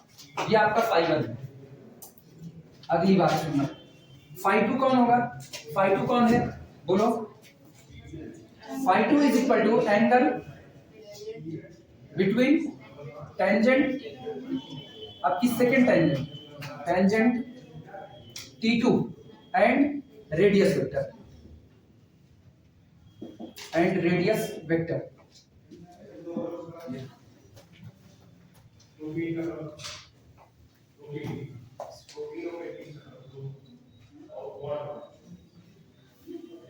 ये याद रखना, हमेशा एक्यूट एंगल ये लिया जाए। जो आप एंगल ऑफ इंटरसेक्शन लोगे ना, वो एक्यूट एंगल। गौर करो, तुमको दो एंगल मिल रहे हैं, एक तो तुमको ये मिल रहा है ये, ठीक, और दूसरा दोनों टेंजेंट के बीच में। गौर करना, ये टेंजेंट ये है और ये वाला, ये पहला टेंजेंट है T1, ये दूसरा टेंजेंट है T2। बोलो एक एंगल आपको ये भी मिल रहा है कि नहीं मिल रहा है, ये दोनों टेंजेंट के बीच का। हम ये वाला एंगल नहीं चुन सकते, हमको हमेशा कौन सा एंगल लेना है, एक्यूट एंगल। वो हमेशा कौन होगा, ये अंदर वाला। ठीक, तो मेरे लिए बाय फिगर अगर हम देखें, by figure angle of intersection is the phi 1 difference phi 2। दोनों का जो अंतर होगा यही मेरे लिए कौन होगा, एंगल ऑफ इंटरसेक्शन होगा। क्लियर है? लिखना, from the figure it is clear that इसी के बाद लिखना, from the figure it is clear that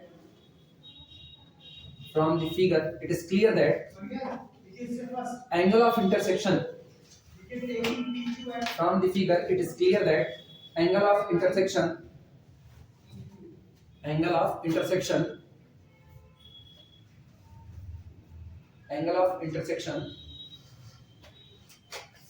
alpha is equal to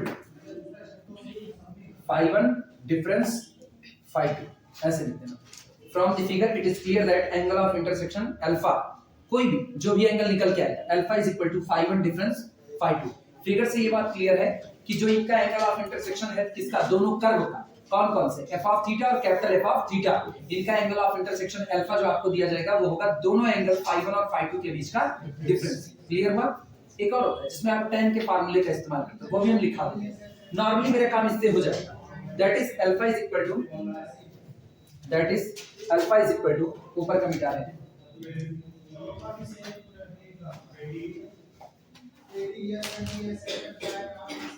that is alpha is equal to tan inverse mod, याद है, m1 minus m2 upon 1 plus m1 m2। बस भाई का tan phi 1 कौन हुआ, m1 minus m2 यानी tan phi 2 और upon 1 plus m1 m2। m1 कौन है, tan phi 1 और into कितना, tan phi 2।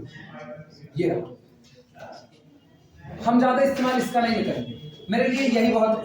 phi 1 minus phi 2 हम सीधे इसी का इस्तेमाल करेंगे। कौन tan phi 1 minus tan phi 2 करेगा, जब phi 1 मिल ही जाएगा तो हम tan phi 1 निकाल के हो जाएंगे, हम सीधे phi 1 डिफरेंस phi 2 ना कर देंगे।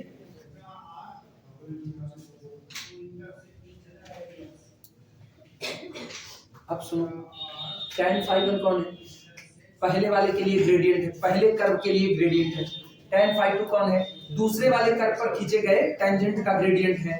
अगर दोनों कर्व एक दूसरे को परपेंडिकुलरली कट करें, 90 डिग्री पर काटें, ठीक 90 डिग्री एंगल पर, तो आप जानते हो m1 into m2 is equal to कितना, -1। इसका मतलब tan phi 1 into tan phi 2 is equal to कितना, -1 हो जाएगा। ये बातें याद है, किसी को हम लोग रिमार्क में लिखेंगे, पहले इतना लिख लो तब।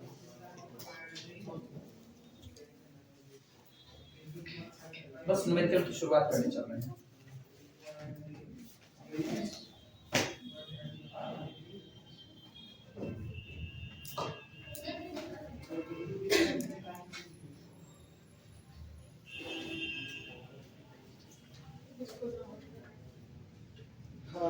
लेक्चर की शुरुआत अभी पोलर टेंजेंट, पोलर सब टेंजेंट, पोलर नॉर्मल, पोलर सब नॉर्मल, अभी तो इनके बारे में बात करनी है।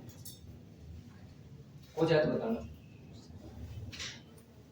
देख चुके हो सब लोग? बोले नोट लगाना, note note if both curve, अच्छा लिख रहे हो?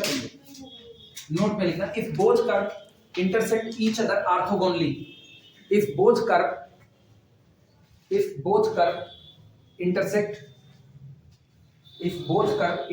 each other orthogonally,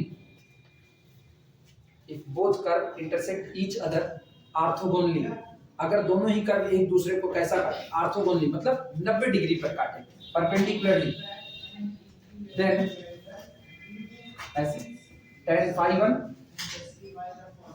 into tan phi 2 is equal to -1, और अथवा अच्छा चाहे tan phi 1 tan phi 2 हो, चाहे cot phi 1 cot phi 2, तब पर भी तो यही होगा, तो r करके लिख लेना cot phi 1 into cot phi 2 is equal to कितना? -1।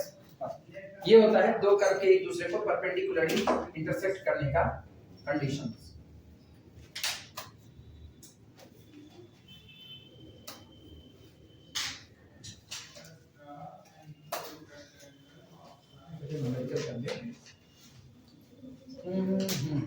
चलो पहले न्यूमेरिकल कर लेते हैं, फिर उसके बाद पोलर टेंजेंट, पोलर सब टेंजेंट की बात करेंगे।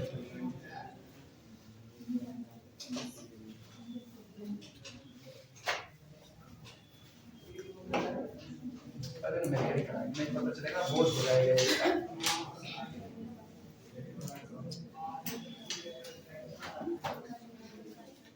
हो जाएगा तो हो गया।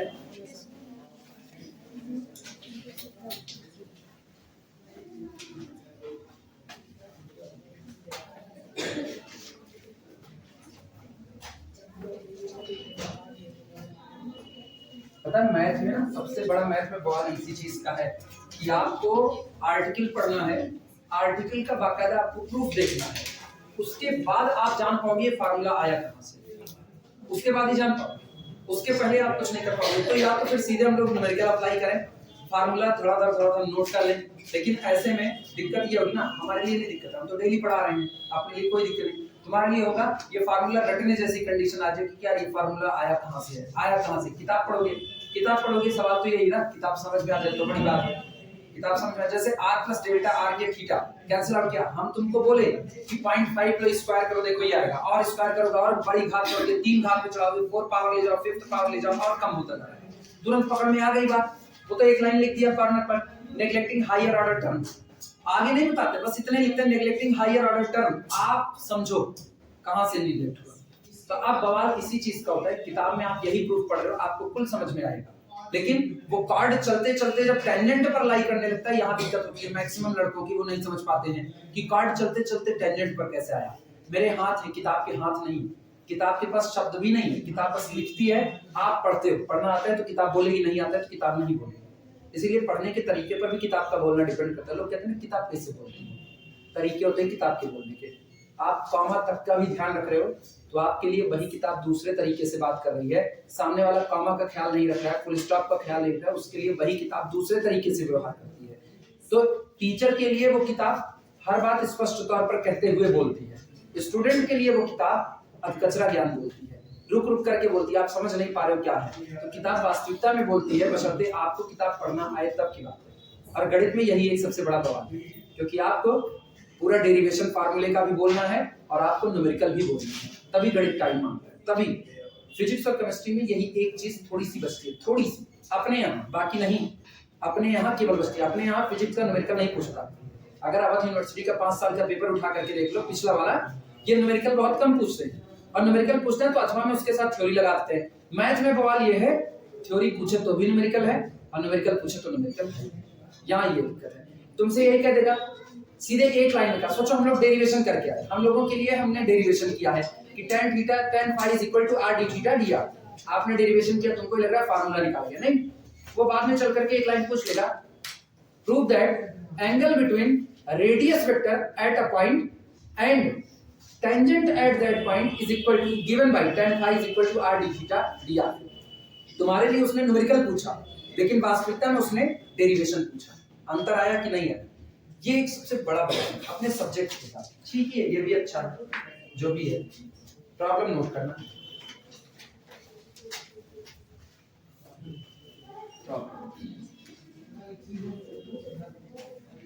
लिखना, find the value of 5, find the value of 5 for the curve, for the curve r to the power m, r to the power m is equal to a to the power m cos m theta, cos m theta minus sin m theta at the point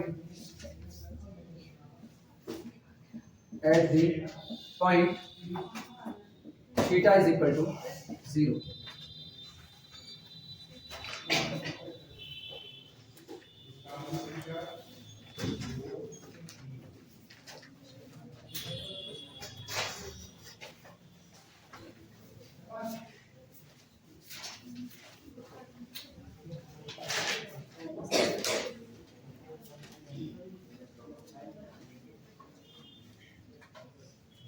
एक numerical है, find the value of 5 for the curve. ये curve आपको दिया गया है, इस curve के लिए आप 5 की वैल्यू निकालिए at the point theta is equal to 0। अब सोचो ये इसका हाल क्या होगा। ये कोई एक कर्व दिया गया है, कोई एक कर्व बनाना मत भूलिए। ये कर्व है r बराबर फंक्शन ऑफ थीटा। गौर करो क्या यही कर्व है कि नहीं? r बराबर फंक्शन ऑफ थीटा यही कर्व है। ये आपका कर्व दे दिया गया। इस कर्व के लिए करें at the point theta is equal to 0। बोलो थीटा 0 कहां होगा? हॉरिजॉन्टल लाइन, ये आपका कौन होगा? इसी एंगल पर जब आप पॉइंट यहां पर रहेगा तो इस पूरी लाइन पर थीटा एंगल कितना हो जाएगा? 0 डिग्री। और सोचो इसी लाइन पर ये आपका रेडियस वेक्टर हो गया कि नहीं? ये रेडियस वेक्टर, और इस पॉइंट पर आप टेंजेंट ड्रॉ कर दो। ये टेंजेंट ड्रॉ किया। ये बताओ टेंजेंट के और रेडियस वेक्टर के बीच में एक एंगल फाई बन गया कि नहीं? आपसे इसी एंगल फाई की डिमांड कर रहा है, यही एंगल फाई मांग रहा है। और कर्व का इक्वेशन आपको दे दिया। कर्व का इक्वेशन है r to the power m is equal to a to the power m cos m theta minus sin m theta. ये आपका कर्व है। इस कर्व के पॉइंट थीटा बराबर 0 पर रेडियस वेक्टर और टेंजेंट के बीच बना हुआ एंगल, ये फाई एंगल आपको निकालना है, इसी की डिमांड कर रहा है। चल सॉल्व करें। समझने के लिए फिगर बनाओ, तो छोटा सा कॉर्नर पर बनाओ, हम बहुत बड़ा बना रहे हैं।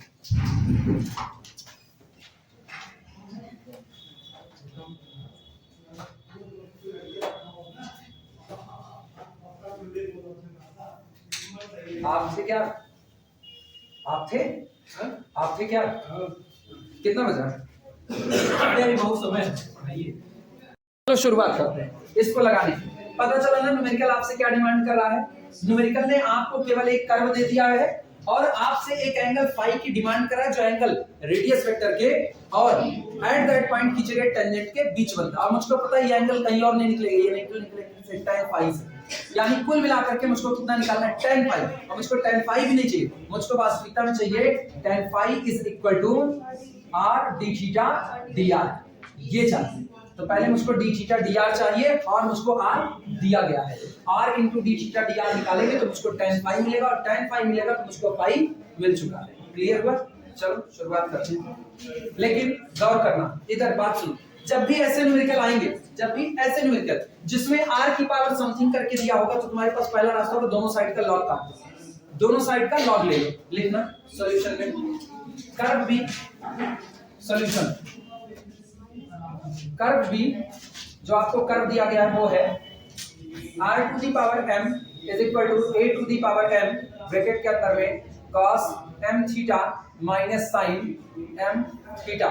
लिखा टेकिंग लॉग बोथ साइड, दोनों तरफा लॉग लेने पर, टेकिंग लॉग बोथ साइड, दोनों पक्षों का लॉग लेने पर, टेकिंग लॉग बोथ साइड कितना बनेगा? m into log r। बोलो लिख सकते हैं कि नहीं? log r की m that is equal to m into log r is equal to, इनका हाल देखना, log a की power m that is equal to m into log a और plus log cos m theta minus sine m theta. ये अब आप जानते हो दोनों साइड का आपको क्या करना है, डिफरेंशिएशन करना है। किसके रिस्पेक्ट में? थीटा के रिस्पेक्ट में। r इधर है, उधर कौन है? थीटा। लिखना differentiating with respect to theta, differentiating with respect to theta.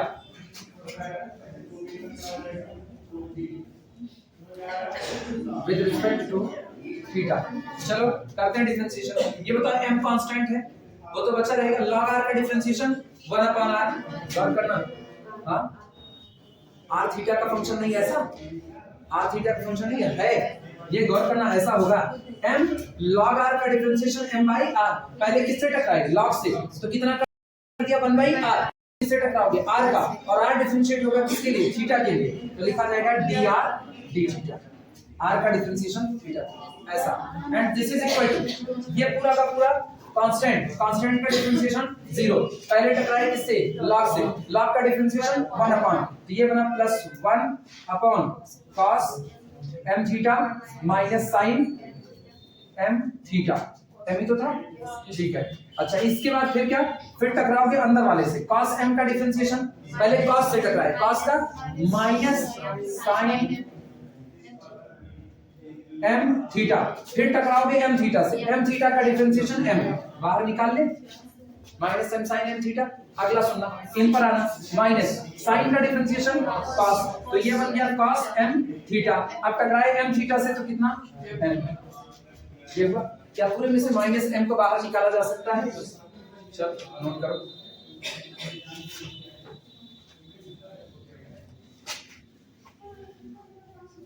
Note कर लो, तो हटा करके लिखेंगे, उधर नहीं।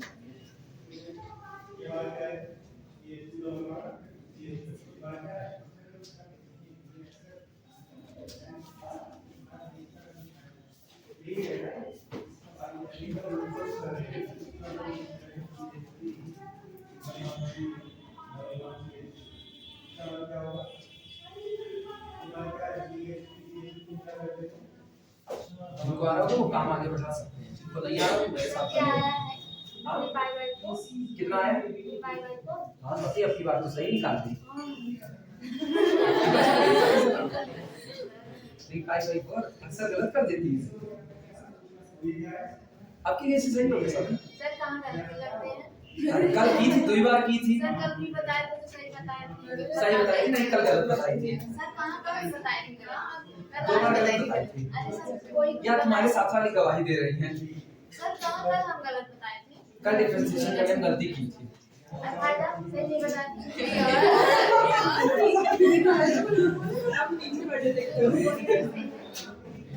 चल मिठाई ऊपर वाला।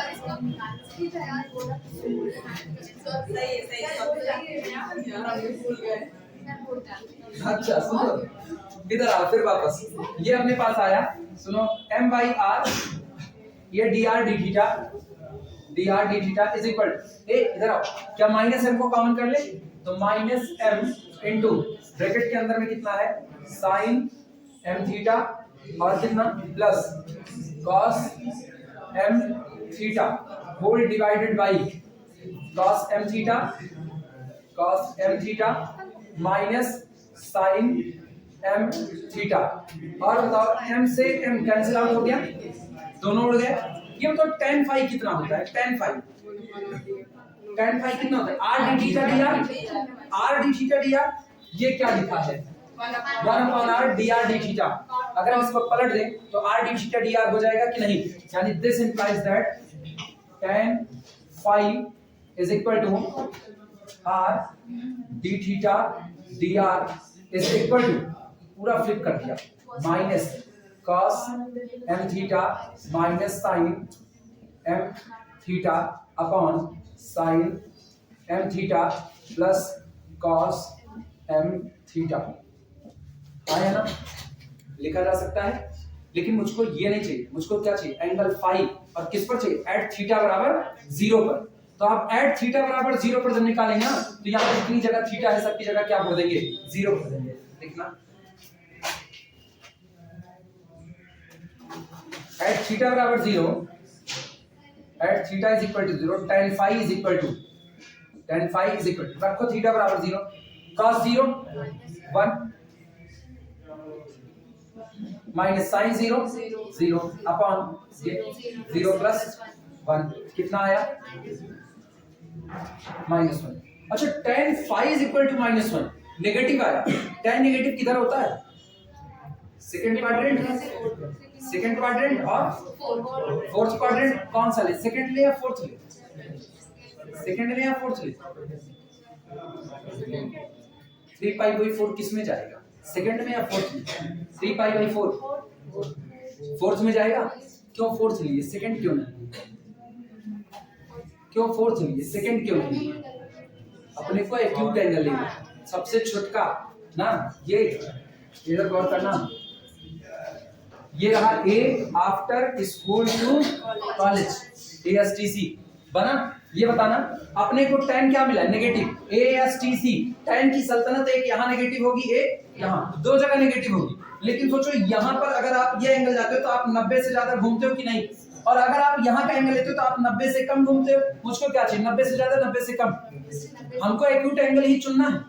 हम जानते हैं कि अगर आप टेंजेंट और रेडियस वेक्टर के बीच में एंगल बना रहे हो दो एंगल बनेगा, किसी भी दो लाइन के बीच में हमेशा दो एंगल बनता है, ये गौर करना है, ये पहली लाइन है ये दूसरी लाइन, दोनों के बीच में दो एंगल बन रहा है, एक तो ये बन रहा है और दूसरा ये, दो एंगल है कि नहीं, मुझको हर बार क्या चुनना है एक्यूट एंगल, एक्यूट एंगल का मतलब 90 से कम रहना, तो 90 से कम मेरे लिए कौन होगा ये वाला होगा, इसीलिए हम क्या जाएंगे 3 पाई बाई 4 जाएंगे, तो यहाँ पर मेरे को मिल गया दिस इंप्लाइज दैट फाई बराबर 3 पाई बाई, लिख देना, ये हुआ थीटा बराबर 0 पर आपका एंगल।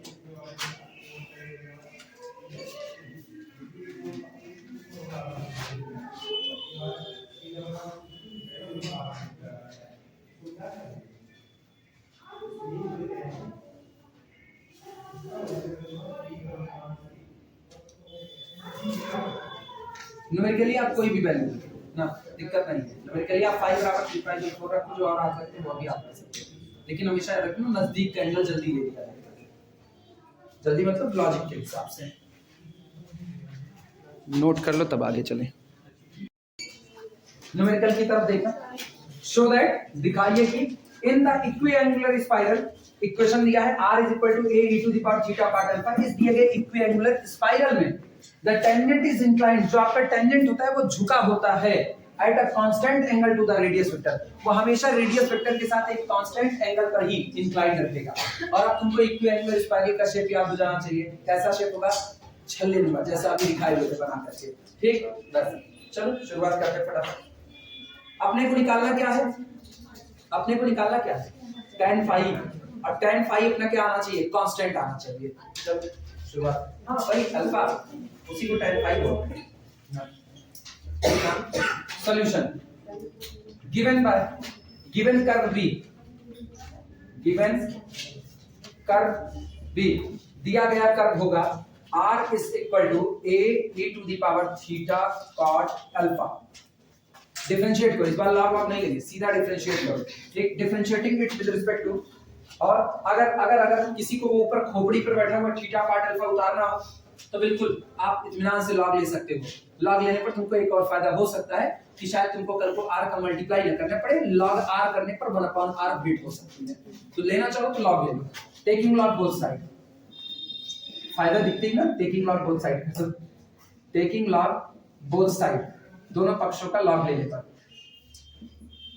कितना बनेगा log r is equal to, वो खोपड़े से नीचे आएंगे a, अच्छा रुको प्रोडक्ट में ना log a कर दें, log a plus theta cot alpha log e base c, लेकिन इसकी वैल्यू 1, log same base same, this implies that log r is equal to log a plus theta cot alpha, differentiate करो with respect to theta, differentiating it with respect to theta, differentiating it with respect to theta, करो differentiation, पहले log का differentiation 1/r और r का differentiation theta के लिए dr d theta is equal to log a का differentiation 0 plus theta cot alpha में cot alpha constant बाहर निकाल लो, cot अल्फा बाहर आ गया, और यहां पर कितना होगा d थीटा का थीटा के लिए 1 अच्छा ये पता है ना ये कौन है, ये cot, this implies that cot phi is equal to कितना, cot अल्फा, यानी दिस इंप्लाइज दैट phi बराबर अल्फा, और phi कौन सा एंगल था, रेडियस वेक्टर, और एट दैट पॉइंट खींचे गए टेंजेंट के बीच बना एंगल कौन था, phi, वो कितना मिल रहा है, अल्फा, कांस्टेंट, बदलने वाला नहीं है, ऐसे लिख देना, this is equal to constant. Answer आता है, छोटा सा सवाल है बस खाली।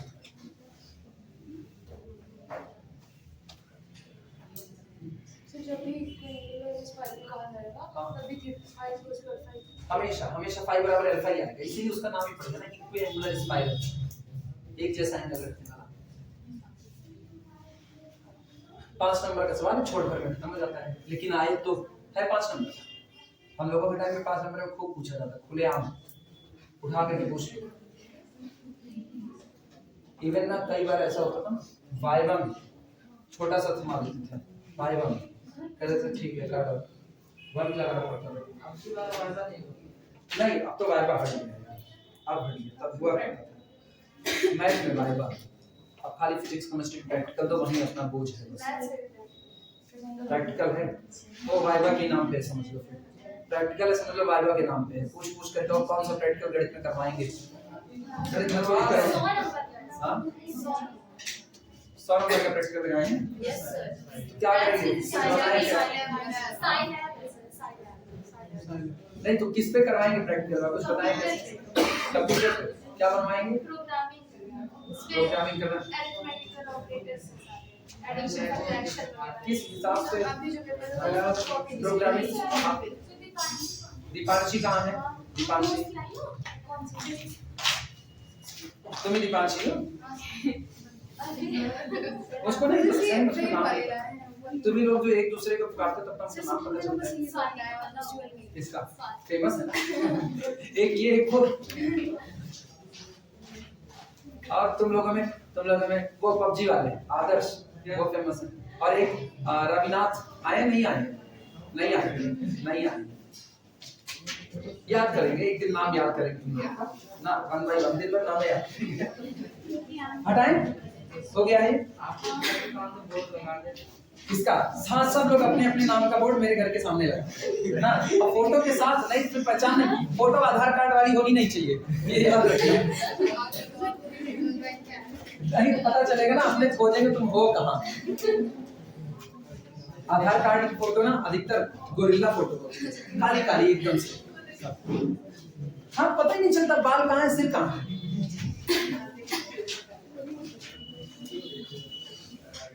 अपनी फोटो देखने के बाद लगता है ना ये हम हैं, ये हम ही हैं। अगला प्रॉब्लम नोट करना, show that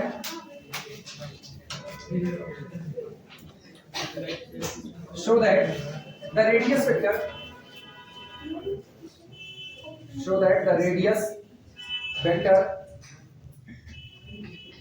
is inclined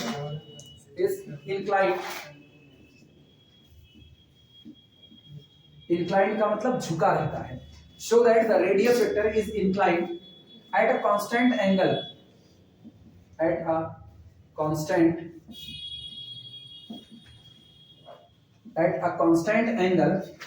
to the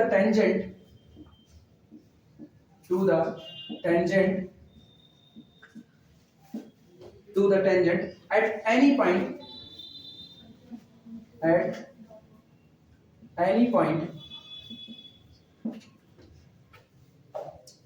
on the equiangular spiral, ये तो पुराने वाले 2 कॉपी लग रहा है, at any point on the, लिखो बताते, on the equiangular spiral,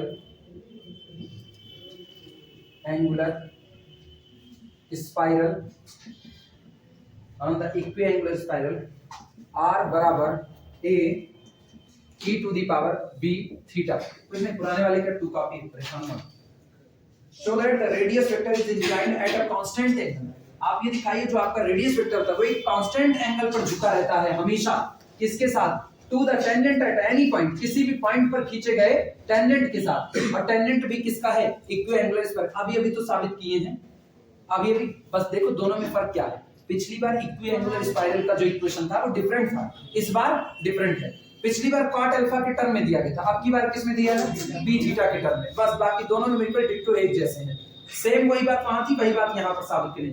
वहां भी ये साबित करना था कि रेडियस वेक्टर के और पर्टिकुलर पॉइंट पर खींचे गए टेंजेंट के बीच जो एंगल होता है वो हमेशा क्या बना रहेगा, थ्रू आउट कांस्टेंट। यहाँ भी वही कहना है। क्या रहे हैं, शो दैट, आप ये दिखाइए द रेडियस वेक्टर, किसका रेडियस वेक्टर, इक्विएंगुलर स्पाइरल का। लो बना दिया, यह इक्विएंगुलर स्पाइरल है, बना दिया। कह रहे हैं इसके लिए रेडियस वेक्टर पर्टिकुलर टेंजेंट के साथ जो एंगल बनाता है ये हर बार कैसा होता है, अल्फा। अल्फा ये एंगल आपका कैसा रहेगा, सेम टू सेम इक्विएंगुलर स्पाइरल के साथ। Show that the radius vector is inclined, जो आपका रेडियस वेक्टर होता है, इंक्लाइंड का मतलब झुका रहना या एंगल को जनरेट करना। Inclined at a constant angle, एक कांस्टेंट एंगल पर झुका रहता है to the tangent at any point, किसी भी पॉइंट पर आप टेंजेंट खींचो, किसी भी पॉइंट पर जहां आपकी मर्जी वहां रेडियस वेक्टर का और टेंजेंट के बीच बनने वाला जो एंगल होगा हर बार क्या रहेगा, कांस्टेंट रहेगा। और इक्विएंगुलर स्पाइरल का इक्वेशन दिया है r बराबर a e to the power b।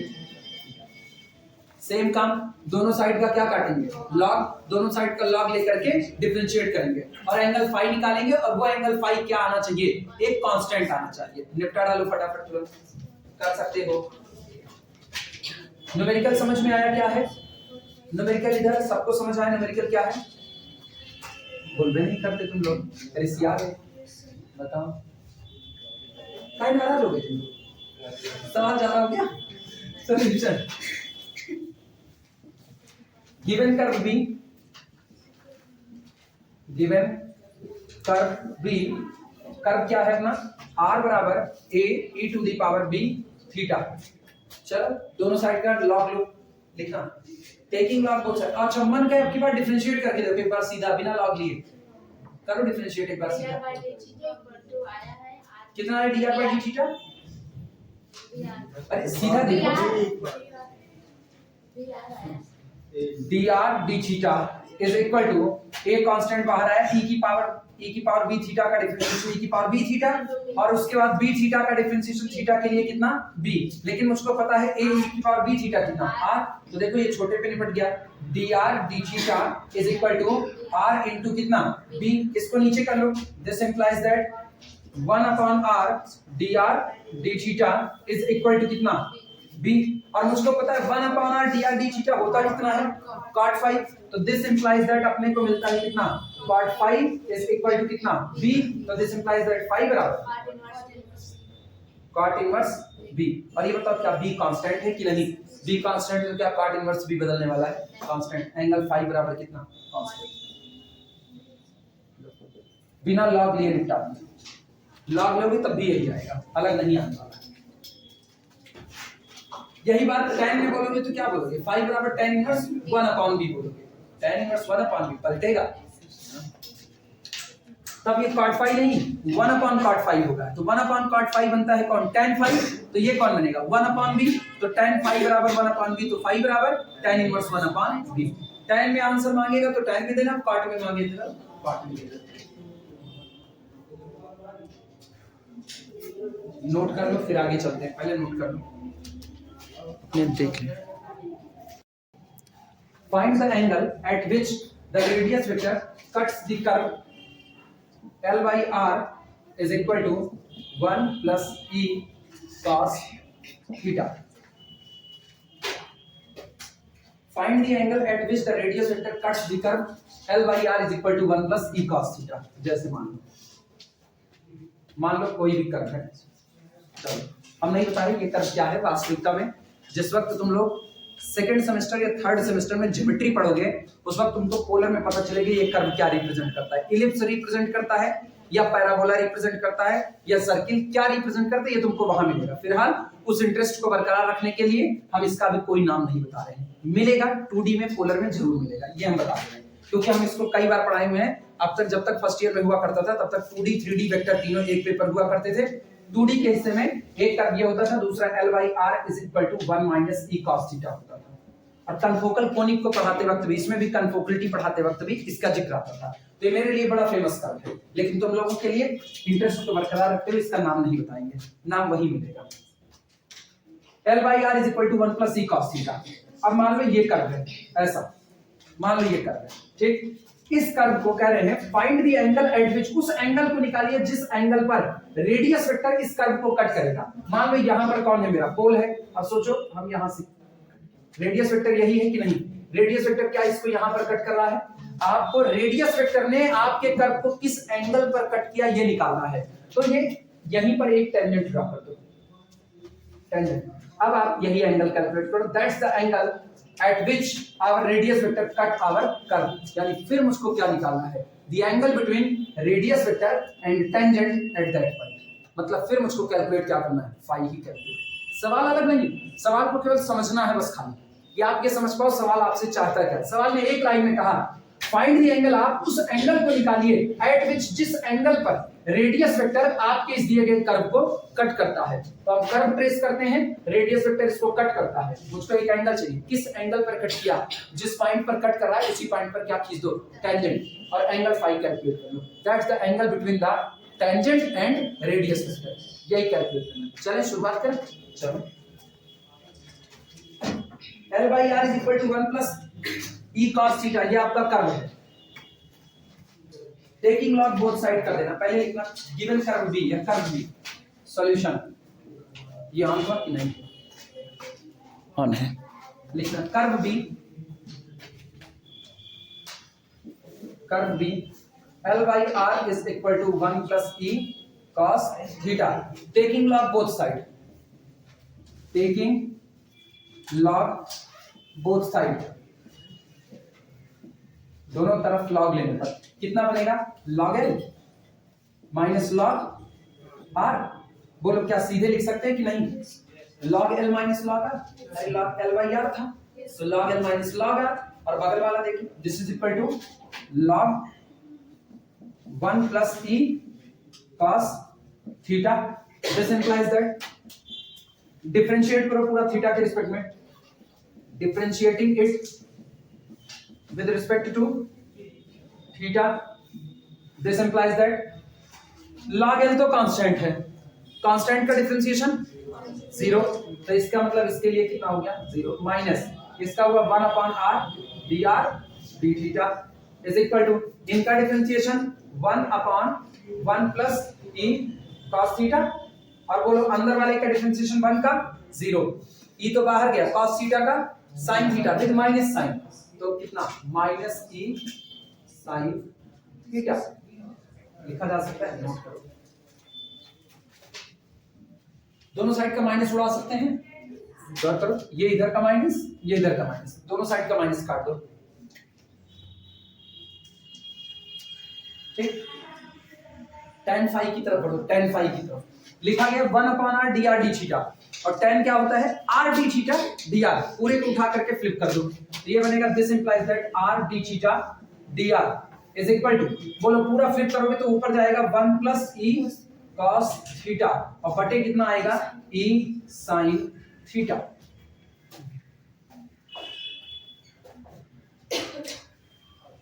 ठीक, तोड़ना ओड़ना मत, बस अपना एंगल आ चुका है जिस एंगल पर चाहिए था।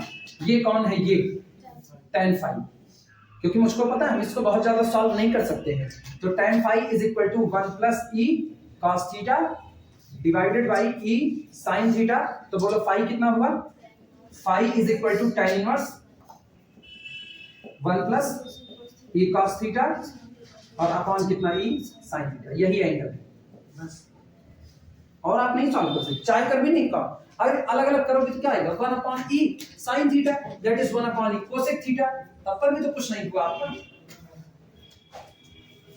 अभी कितना हुआ अपने पास, हो गया, विपिन को उनकी क्लास ली जाती है, ठीक है।